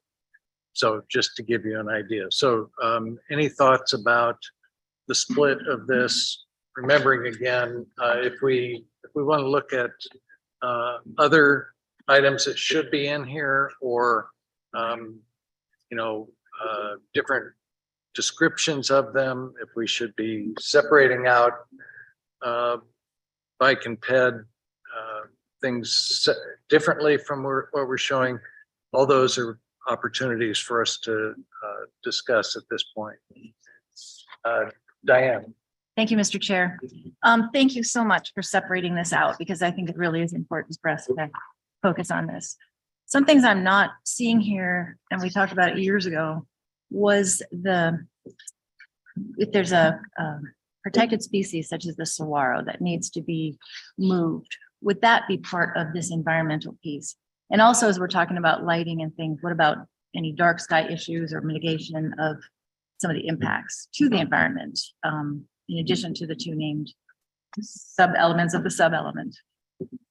Well, that's two separate questions. One about legally required environmental protection, such as protected species type allocations. Those all have to be handled within the budget of the project that's being implemented at that time. Others, though, which maybe the dark sky falls under in this case, maybe preferences by either the region or the individual jurisdiction. It seems to me probably fall under their jurisdiction. So if there's a dark skies ordinance that has been adopted by Pima County and by the city of Tucson and the others, then you could anticipate that has to be a part of the design process as well as the programming. Farhad, do you want to add? I don't have anything else to add other than even buckets comply with all federal, state, local government regulations. So yes, so anything that RTA dollars are spent on have to comply with those regulations. Moss. So thanks, Tom. And I agree with Diane. Thanks, staff, for separating out the environment and economic piece. I think this is much better to work from. Kind of thinking about the conversation folks were having earlier about transparency and clarity for voters when they're looking at the plan, and what does environmental element mean? I think that the bikeways and sidewalks are I think that people would be concerned not seeing that as its own element itself of having bike and pedestrian infrastructure investments, because it's not really an environmental, it has environmental benefits, of course, but that's not actually what, we're doing here. We're providing infrastructure for transportation users, the community, everyone to in our region. So I think that just like transit and roadways is its own element and could have specific categories within that. That would be, I think, more transparent and clear. And I think would also open up to, this wouldn't be constrained by this $100 million budget, which just seems wholly inadequate to me. So my suggestion, Tom, is that the bikeways and sidewalks, bicycle and pedestrian infrastructure become its own element and are not considered a sub-element here. We do have in the safety, we have a bike and ped element. Are you saying or concerned that the types of projects which would be supported here in the environmental element of bikeways and sidewalks may actually be physical improvements of the safety type that shouldn't be called environmental?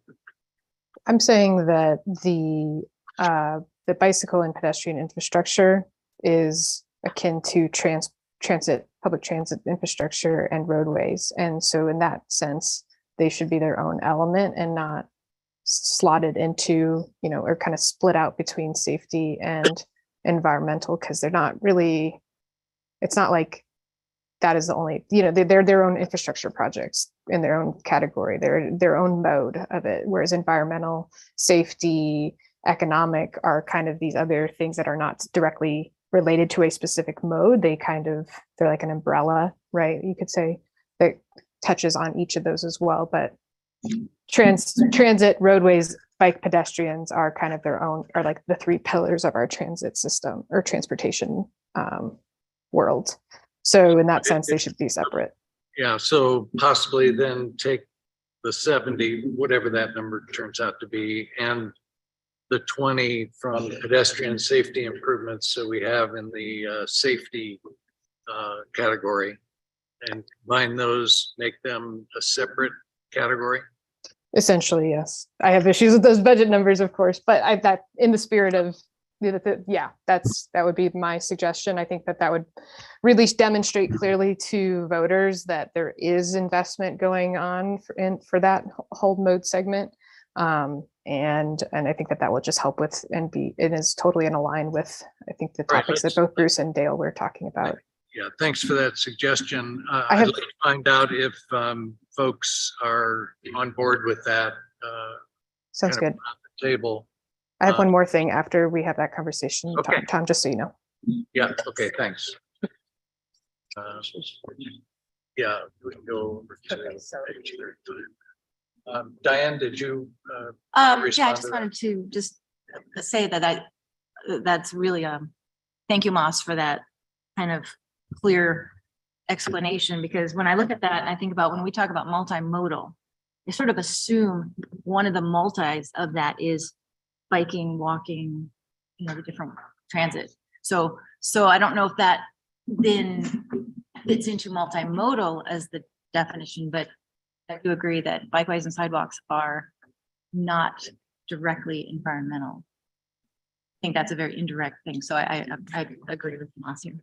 Thanks. And just to clarify, I would say that kind of goes back to my earlier comment about roadway projects having by default, because of, legislation like ADA compliant, like, American Disabilities Act, that they have to have these certain things in it. So this is to me where I would see that as being a difference, that this would be really targeted and specific investment in closing pedestrian and bicycle gaps, improving infrastructure, if it's not ADA compliant, for example, but not necessarily tied to a broader roadway project. But thanks for those comments, Diana. I hope that clarifies what I'm saying.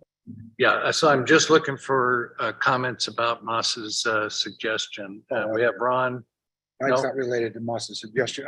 My question was, I think a couple of meetings ago, we asked for more clarification on where these numbers came from, the 70 million and the 30. And I know I missed the last meeting and you got it then, but.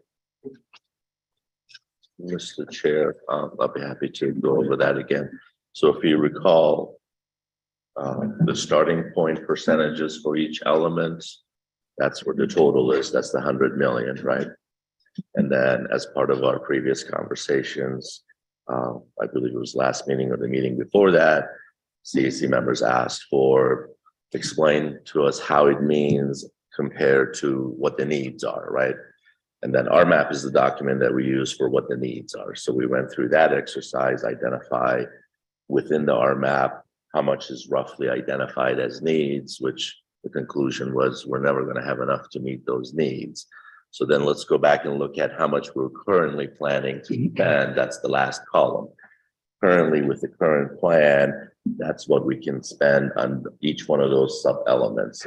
And then what we're recommending to do, looking at the RMAP again and the current RTA, trying to come up with a number that hopefully balances those needs. So for example, on the first one, we're anticipating $30 million. We're recommending 70 based on the needs from RMAP. Same thing on the second one. We're proposing to spend 27 by end of 26. I'm sorry, 26 million. We're proposing to spend roughly about the same with a little bit of extra $30 million. So it's just that exercise of trying to see what the needs are. And if you recall, and I don't know if you have the numbers handy, I believe in the RMAP, it was recommended, for example, for the wildlife linkages to spend $38 million. Well, 30 is getting us closer to that number. Yeah, and just to remind everyone, there's a description of for each of these sub elements in your packet.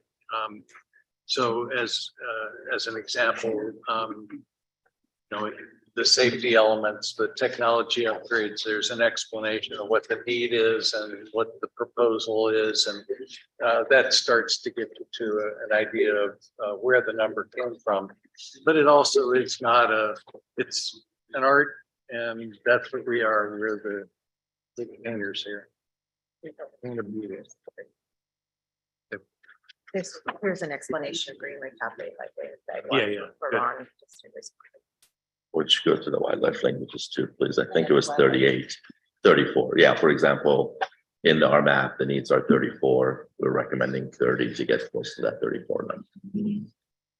Bruce. Yeah, I really support what Moss is suggesting. I think that there are three basic building blocks or elements of our transportation system. I think it's roads, it's transit, and I think bikeways, pathways, and so on represents that basic infrastructure. So I think this is a really solid proposal, and if she's not prepared to make a motion, I am. So quick comments. I have a couple here in the room, and also have Joanne, Kevin, and Mel before we get back to Moss. But let's start in the room because they've got sharp objects they could use. Let's go with Jamie first. All right, so I guess I'd like to do a friendly amendment to your motion. It seems like we get caught up with nomenclature and terminology, and the RMAP is our guide. I mean, for the last 3 meetings, we keep going back to the RMAP. Why don't we adopt the same elements that's in the RMAP? It would be a lot easier for staff to track. It'd be a lot easier for us to provide accountability for the public if we start using that. And if you look at page 20 on the update, it's pretty clear. Again, system maintenance, which I disagree with personally, but safety is a big factor. Then they have multimodal, which again, what Bruce is saying, transit, pedestrian, bicycle. And then they have a section called system performance, which would be our technology, basically. Environmental stewardship, which is the wildlife crossings and air quality monitoring.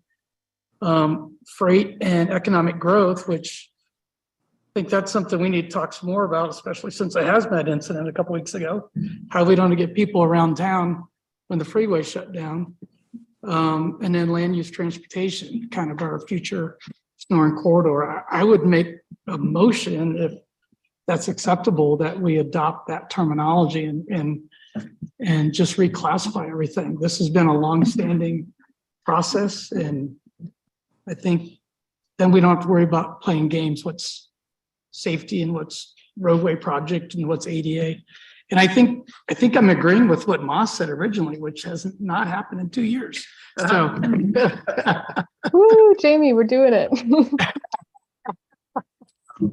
Point of order, Mr. Chair. Yes, Joanne. We're talking about making amendments to a motion that does not yet exist. Right, yeah, and Thank you. I wanted to, thank you, I recognize that. And I wanted to add that I really would suggest that we not go to necessarily to that level. And here's the reason I'm saying that, to the level of voting on it.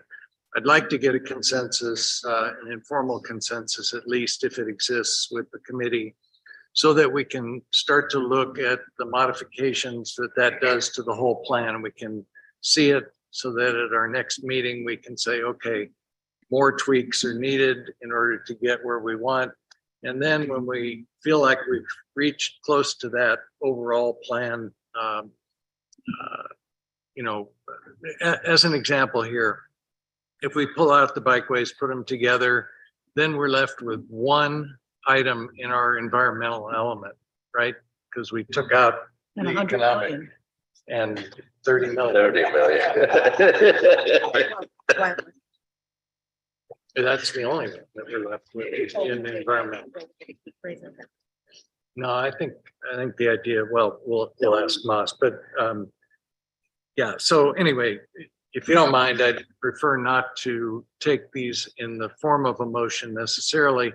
Support, please say your support, that you're willing to make a motion, but at this point, I'd like to more kind of poll the group and see how it looks like the wind is blowing. Kevin?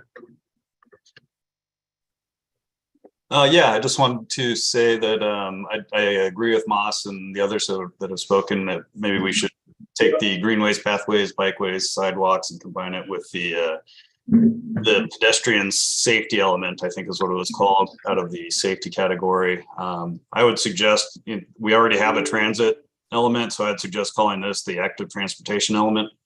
You could have maybe a safety sub-element, missing connections, something along those lines, and then new facilities, something along those lines.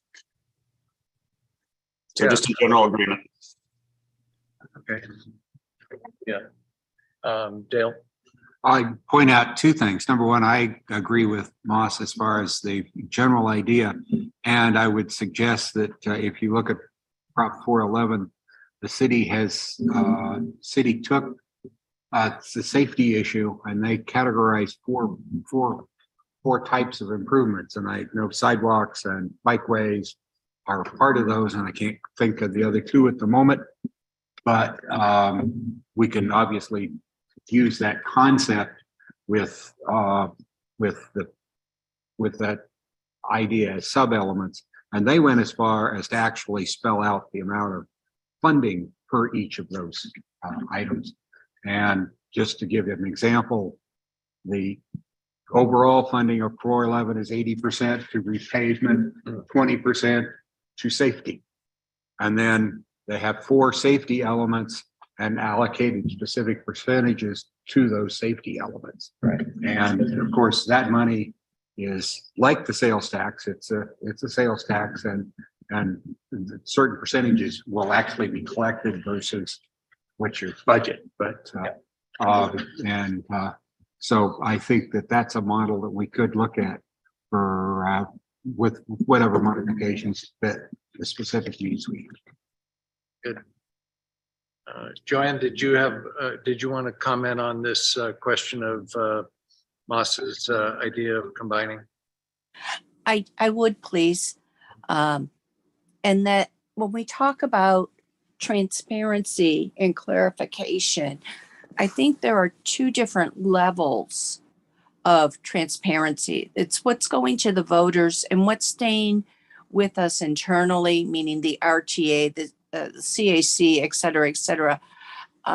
Who are we trying to clarify for? Because I am of the pessimistic side that believes 90% of the voters do not read the details of anything that are put in front of them. They either vote, no, we don't want a TPT, transaction privilege tax increase, or yes, I want to support the current administration. So I think that's where I need some help understanding. And I'm not saying transparency is bad, Moss. No. I'm just saying I'm not really sure who we're being transparent for.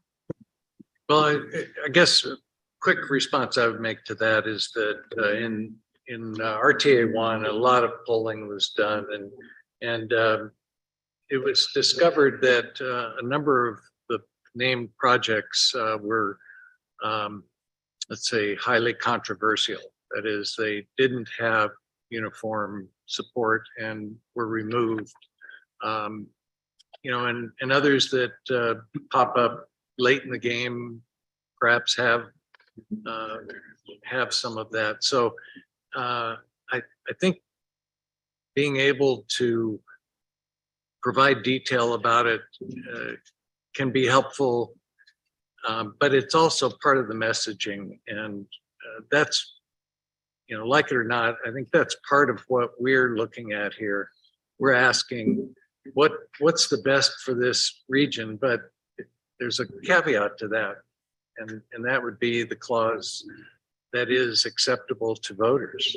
So let's make sure that we're transparent to ourselves so that we understand why this is the way it is, but also recognizing that it is going to require some explanation to voters, certainly to those on the fence who may not know going in that they're going to vote for or against sales tax.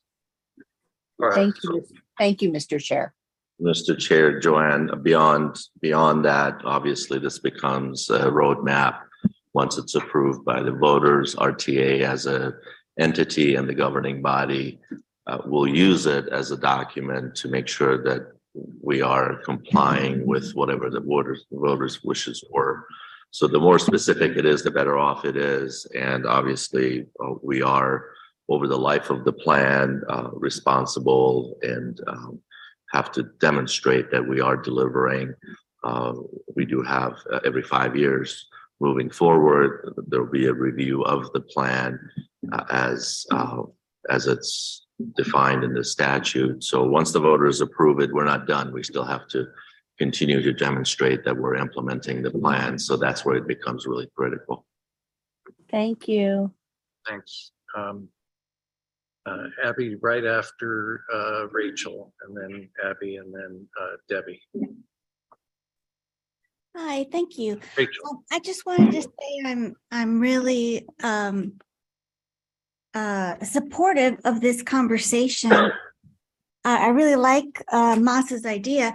I have to log off because it's the middle of a work day and I have a client appointment, but I'm very much in support of this idea by Moss. Thank you. Thank you. Abby. Thanks. Just real quick, because I didn't think that's what we were discussing. Joanne, I do kind of agree with what you said, but from a much less cynical take. I think the voters are looking for us to provide a holistic regional plan that has flexibility and meets certain goals as opposed to very specific. So I agree with you. Happy to talk about that when we get there.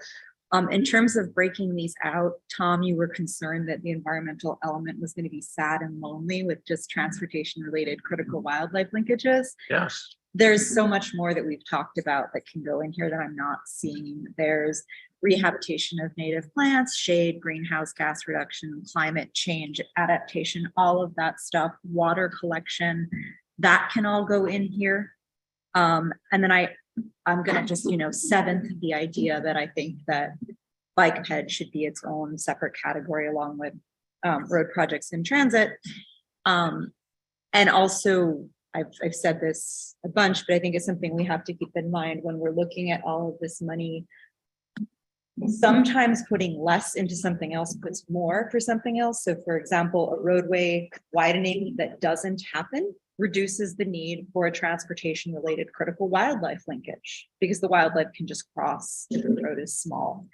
A roadway widening that doesn't happen might make it not necessary to have a separated bike lane because it's just safer to bike on a smaller road. So there's ways that I think that each of these segments of our funding are going to ebb and flow if we treat them like independent areas. And so I'm very supportive of that. And that goes back to what a lot of people have said repeatedly, which is we do need to view this as a holistic plan.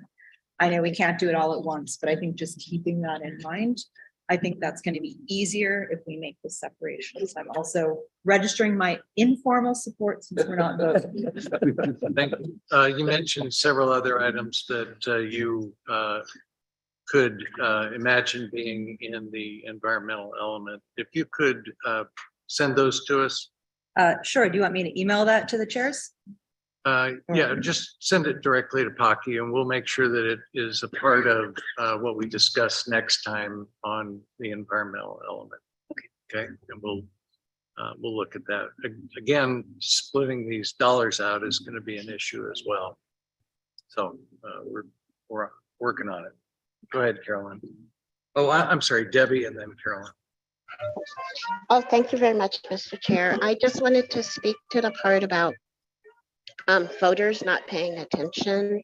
I believe that was what was going on in the past. But since the 2016 election, I think that people have become, more interested in our government and how things are run. And so I think we're going to see more people actually reading the details and wanting to know, exactly what's going on. And even in addition to like what's been going on Grant Road, it's like they said, oh, we're going to have all this and all that, and none of that has happened. And so I think people are really going to start paying attention now. Okay, Oh, and I also support Moss. Moss is the idea that we're going to be more transparent too. Okay. Carol. I would just make the suggestion based on Abby's last comments. The county and the city and PAG use the term green infrastructure for the water catchments and the tree shading and all that. So that is one term that is being used here in a lot of places already that could be spelled out, but that could be a title. Another thing, and Now, are you saying instead of just calling it environmental, call it? No, that's just an added so that transportation related critical wildlife linkages doesn't get lonely. She was talking about other things that we've talked about, and I think that's an overall term that's been used. Another thing that I should bring up, and this was brought to my attention and requested at the beginning of this process by public agencies, management and federal agencies in the Sonoran Desert Museum, which was, I don't know exactly how this would work, with about having some money in for bufflegrass eradication and other invasive species, which generally the seeds spread along roads. So, something like that. And I haven't gotten any specifics because I haven't revisited that for about 5 years. Yeah, if I may, just as a reminder, so that would fall under maintenance of operation of facilities. That's not an eligible use of RTA dollars. Okay. So we did look into that. Okay. Thank you. I will, you probably responded to them yourself. Okay, I can't, well, 5 years later. The other thing I wanted to bring up, just to remind people, is that what I will say about greenways, pathways, bikeways, sidewalks, and pedestrian safety improvements is reminder that what Rick had told us is that in these road projects, this is money that's additional to what's being included in the roadway projects under modernization. Like we talked about, a lot of even the widening projects have those included. So this is above and beyond for projects that aren't on the RTA ballot that we will need. I can't speak to that 70 million. Let's see, on the last ballot way back in 2006, there was 60 million allocated on the ballot for greenways, pathways, sidewalks, and another 10 million or 20 million, I'm sorry, it was called elderly and pedestrian improvements. So when this category has the current funding allocation of 30 million, kind of still owe that category from last time another 30 million. So, and then the other thing and in transportation related critical wildlife linkages, there was 45 million, and that, so you still owe that category 20 million. And that, I will say that the transportation related critical wildlife linkages, the only one that isn't included in the road projects, except for the one in Marana called Twin Peaks Road and Rattlesnake Pass. That is an element that's included in their project. None of the other ones, like all the other categories of these in the greenway, pathways, bikeways, sidewalks, and safety improvements, to a large part in the projects on the ballot are included. So this is above and beyond. Critical wildlife linkages isn't. And we've talked a lot about we want to see some numbers of what it's based on. And last time in 2006, I created sheet of budget numbers that I got from different public agencies, federal agencies, jurisdictions that put the amount at about 110 million needs, and then we cut it in half, basically. That's how we got 45. I am more than happy to do that again because there are projects out there. And I'll give you just a couple of examples. One is that I've talked to ADOT about, which is out on I-10 East, Davidson Canyon, all those areas, just, some culvert work and things like that, so we don't continue to find dead black bears in the middle of I-10 out there, which has happened a few times recently. And then there's another project, and I don't have a number, but I can try to give us a swag or whatever with some help.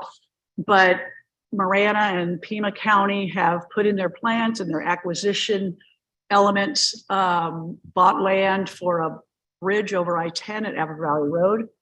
And last I had heard it was probably going to be about $75 million because it's a really, really big bridge. And hopefully ADOT can help with that as well. But currently, the Regional Flood Control District is putting a wildlife ramp to get animals out of the Santa Cruz River and go towards that crossing.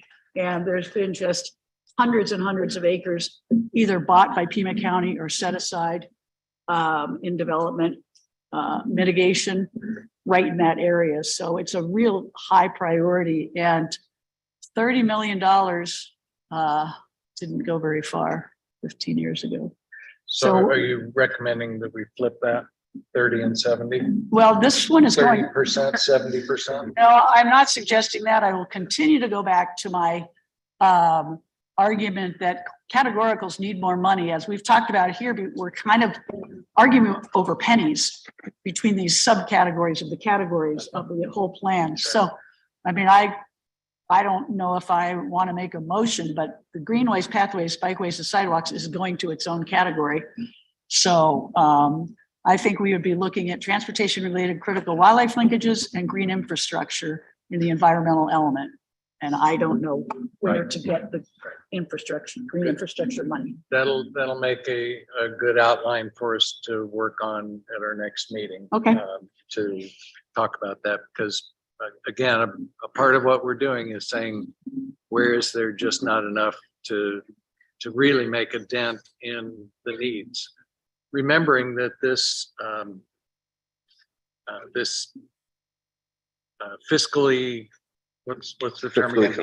Fiscally constrained plan of $15 billion for the region is getting a large contribution from RTA. It's 15% or so of that overall 15 billion.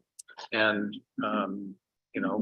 we need to recognize that it's important, but it can't do all of what's needed. Okay, Moss, we'll get back to you on your conversation on the other item that you wanted to bring up, but just because I've not heard any compelling reason not to, we will draft up the next version of this for our next meeting to include the environmental element being at least transportation-related critical wildlife linkages, green infrastructure, and Abby, if you want to add your other suggestions, and we'll take those as possibilities at our next one. And we will separate out the bike and ped projects by both the greenways, pathways, bikeways, and sidewalks environmental sub-element and the safety, the pedestrian safety element in the sub-element in the safety element. You know what I'm talking about. And because I've also not heard anyone say that the allocations specifically should be changed, at least we'll start with 90 million in that new category and 30 million in environmental. And we'll certainly talk about, whether we should move those or other ones into it. All those things that we started talking about today. Bruce? I just have a question. Where did business assistance go? And what's it called? We've got another item that's at the very end here. That's yeah, go ahead. It's just to show that in your packet, we still have this one that we're holding on to. So, Mr. Chair, if I may, element number 5 on the sample that you have, that's kind of an all-inclusive and it captures administrative costs. So we're going to pull it under that. That was going to be my suggestion. So Thank you. appreciate it. Very good. Okay, Moss. Thanks, Tom, and thanks for this conversation, everyone. Kevin, I think you were the one who said it, but I really appreciate your suggestion for labeling that element active transportation. I think that sounds good. And as I think Abby and Carolyn already started tapping onto what I was going to bring the conversation to next. I agree with the addition of stormwater infrastructure, and I see that tying into the RMAP goal because it's like a safety improvement. If we're having better flood management along there, then people are going to be safer as they drive or walk across our flooded roads. It also helps with performance, right? Keeping people flowing, and rather than the water flowing, people are flowing. Just, we can all appreciate that. Pun for a second. Everybody missed it. Okay. And then the other one I was thinking. Us, hold on just a second. Brad, talk to us and remind us what the legal situation is with regard to straight up like flood improvements versus transportation related. Oh, this wouldn't be flood improvements, just to clarify. Tom, this wouldn't be flood improvements. This would be specifically adding in green stormwater infrastructure, which is also a transportation element. So it improves things like safety for bicycle pedestrians. It helps with traffic calming, so ensuring that drivers go at the marked speed on the road. I'm sure everybody can appreciate how. No, I get that, and I'm sorry if I made it sound like I was trying to shoot it down. I just wanted to get everybody foundationally on the same page as far as that question of drainage related improvements. Farhad? So, Mr. Chair, as you mentioned, obviously if it's a transportation related floodplain improvement, something very specific to the roadway portion of the project, that's eligible. But if it's going beyond that, if it's improving floodplain beyond the right of way, that's not eligible. It has to be for the benefit of the transportation component of the project. So we'll talk about that more. I just want to make sure everybody keeps that in mind, that some of these projects, especially if they are in an urban area and we're going beyond the footprint of the project, RTA dollars cannot be used for that. We may be able to bring other dollars to the table to complement the project. And I think Dale used Grant Road as an example last time, and that's how we handle those projects. So there are green infrastructure elements that are not eligible, but other funds are used for that purposes, drainage projects for the same reason. So keep in mind, RTA's responsibility is transportation related investments. Yeah, and there are some that are eligible, as you just said, and we just need to be cognizant of those types. Go ahead, Moss. Sorry to interrupt. No, thank you. That's good clarification. So maybe the phrasing would be something like right-of-way green stormwater infrastructure improvements or something like that to really delineate that it's those types of improvements within the right-of-way. And if communities want to do something beyond that, power to them. So that's one. And then I think thinking about, I think Abby said something about greenhouse gas emission reduction, which also aligns with our guiding principles. So I think that's a great suggestion to bring something in. And I wanted to offer like a specific item of demand management. So some kind of demand management program that, could help with, it could be carpooling. It could be, I don't know. I'm not an expert on transportation demand management, but essentially just helping with capacity, performance of our networks, while also reducing greenhouse gas emissions by reducing the amount of tailpipes that are on a road at a given time, would be another suggestion for the environmental element that also aligns with the RMAP goals. I think that's what I have for now. That's good. We'll get some clarification on that last one, particularly the demand management investments. Greenhouse gas, I'm not sure we're gonna have to, I'm at least gonna have to get more educated on the types of projects beyond what we currently have in this plan that may feed to that, but we'll make that for sure something that we get more information for the rest of the committee, as well as a chance to talk about. Okay. I'm sorry, Mr. Chair. I thought at the beginning of this, you were talking about using percentages in here and not actual dollar amounts. Were you still wanting to do that? Yeah, as I said, the 70-30 and 100 million turns out to be a pretty easy percentage to figure out. So the 70-30 and then whatever that 20 million is comes in, and those two together make 90 million in the new category, right? We have a new category that we're calling active transportation that would have the PED as well as the bike and sidewalk element. And that 90 million we can reduce to percentage, but the conversation we're going to have is about the 70-20 split of that.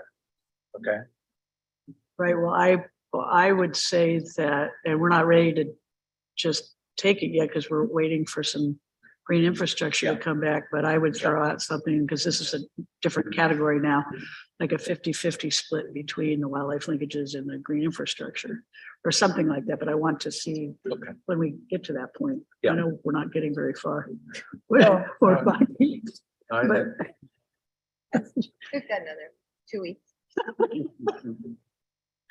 We've got all the time we need, isn't that right? Member. I figured you'd turn to me on that one, but we've talked about that. Board set some deadlines that we'd like to see try to meet.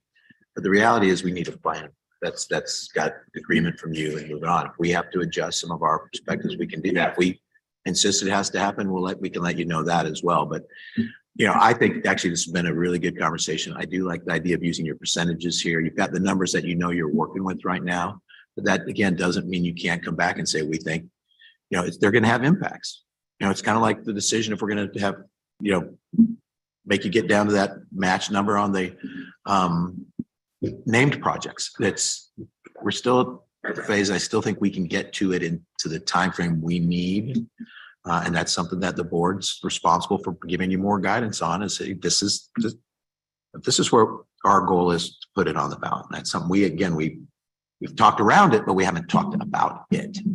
And at some point, I think we've got to do that, because that's going to let you go. I do think today's conversation was incredibly effective.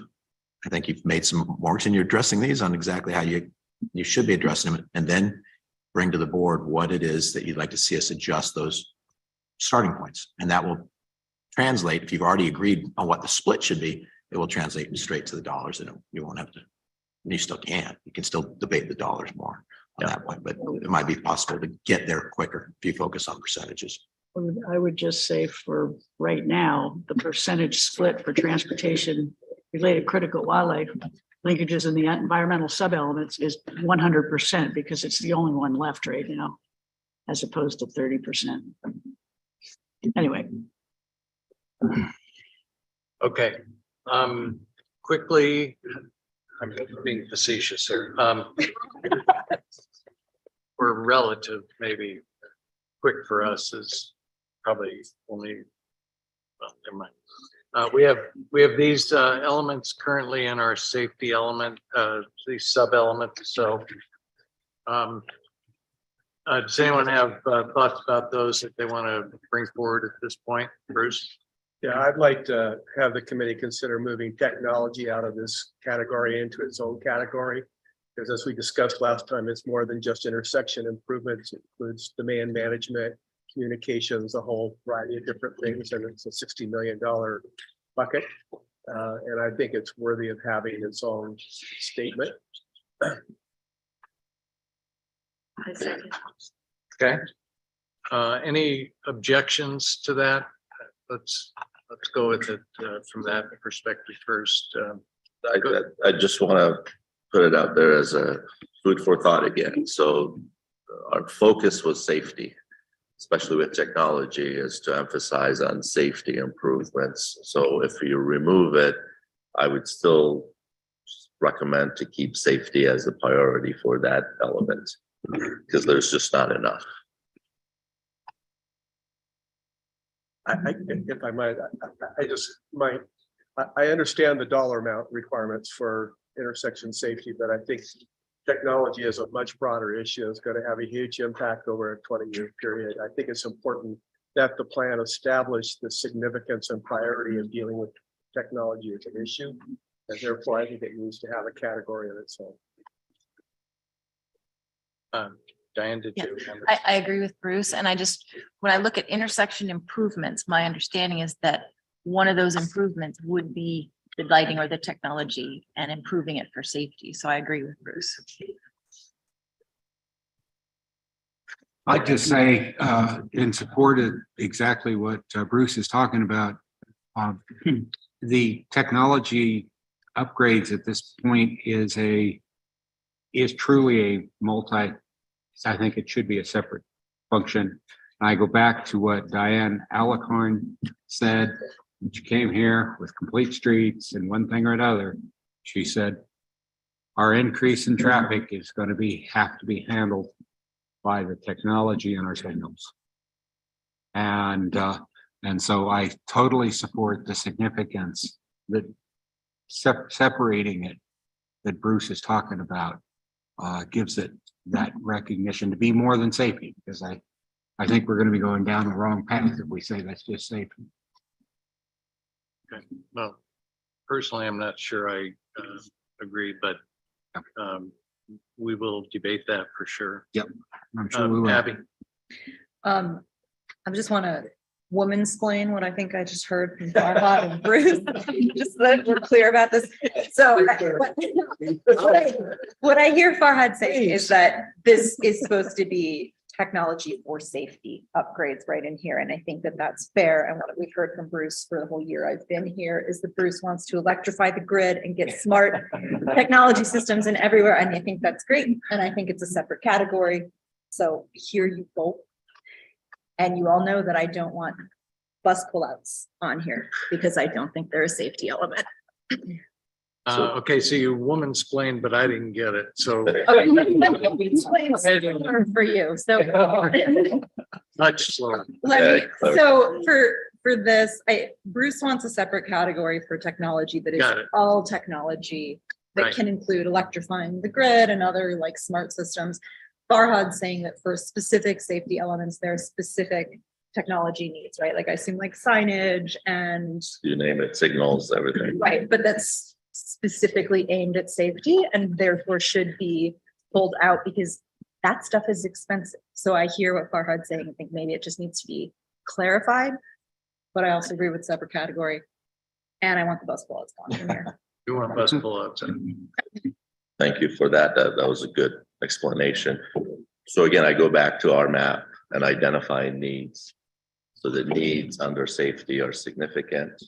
The needs under upgrading our communication system and our signals are significant. So 60 wasn't even enough to meet all those needs.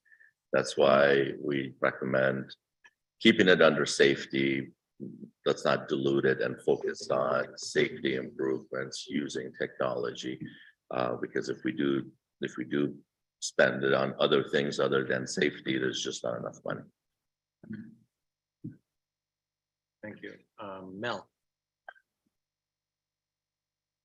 I'm supporting Bruce's position. I think no matter how you split it, you're going to see technology as a significant challenge and a significant important goal.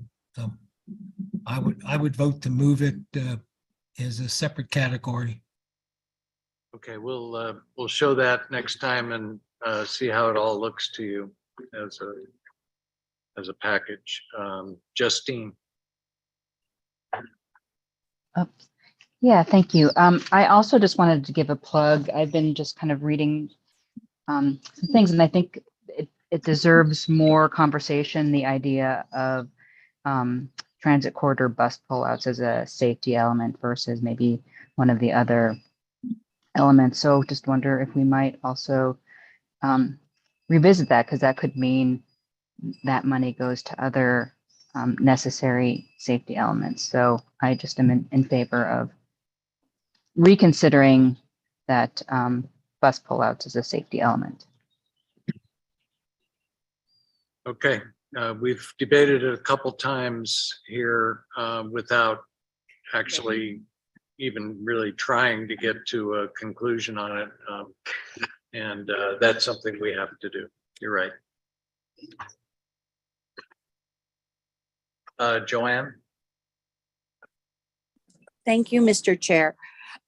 I could the issue really be that we don't like the wording of technological upgrades under safety sub-elements? Maybe wording it something such as safety enhancements via technology, or technology is such a broad term and it has so many different uses. For maintenance, it has it for improvements, and it also has it for safety.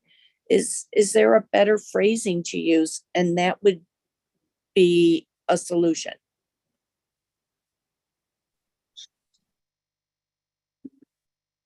Yeah, so just, I guess my position is, and I was going back to Farhad's comments earlier about what happens if we get to a moderate or an optimistic revenue generation, and having a category for technology gives the board the ability to move money into that category under its discretionary authority. Without having that category there, I would question whether or not the board has to spend the money in existing categories. I think if you read any of the literature, if you look at what other communities are doing, technology is playing a very significant role in what transportation is going to look like in the future. I think we have to have the capacity to respond to that challenge. And I think we have to build that into this plan. I'm not suggesting that we reduce the money for intersection intergrades. I'm not sure how to solve the money issue, but I think having it as a category in the plan gives us the flexibility and the priority of dealing with those kinds of issues. So that's where I'm coming from at this point in time. Understood. I think next time when we take a look at this, I want to bring back the county, Pima County's memo that was referred to earlier by Carolyn. And frankly, in their description of projects, they seemed on each of their named projects to add a proviso for technology-based capacity improvements that may be included in these widening projects primarily. In other words, hedging their bets against widening when they could take care of the problem with a as yet undefined technological advance. So I just want to make sure we all have that in mind as we craft what this technology separate category might look like, might even be called. Okay, Moss, you get the last word. Sorry, guys, I think we're going to be needing to wrap it up. I appreciate you all sticking around for the meeting as far as we have. Moss, last word. I just am gonna echo my support for Bruce's idea, and also Abby and Justine for talking about the bus pullouts. I'm fine with wordsmithing, as I think Joanne's suggesting, with how we're defining what are safety related technology improvements versus what are those bigger technological things. And Jamie, I also really appreciated you bringing up early the missing piece of like freight.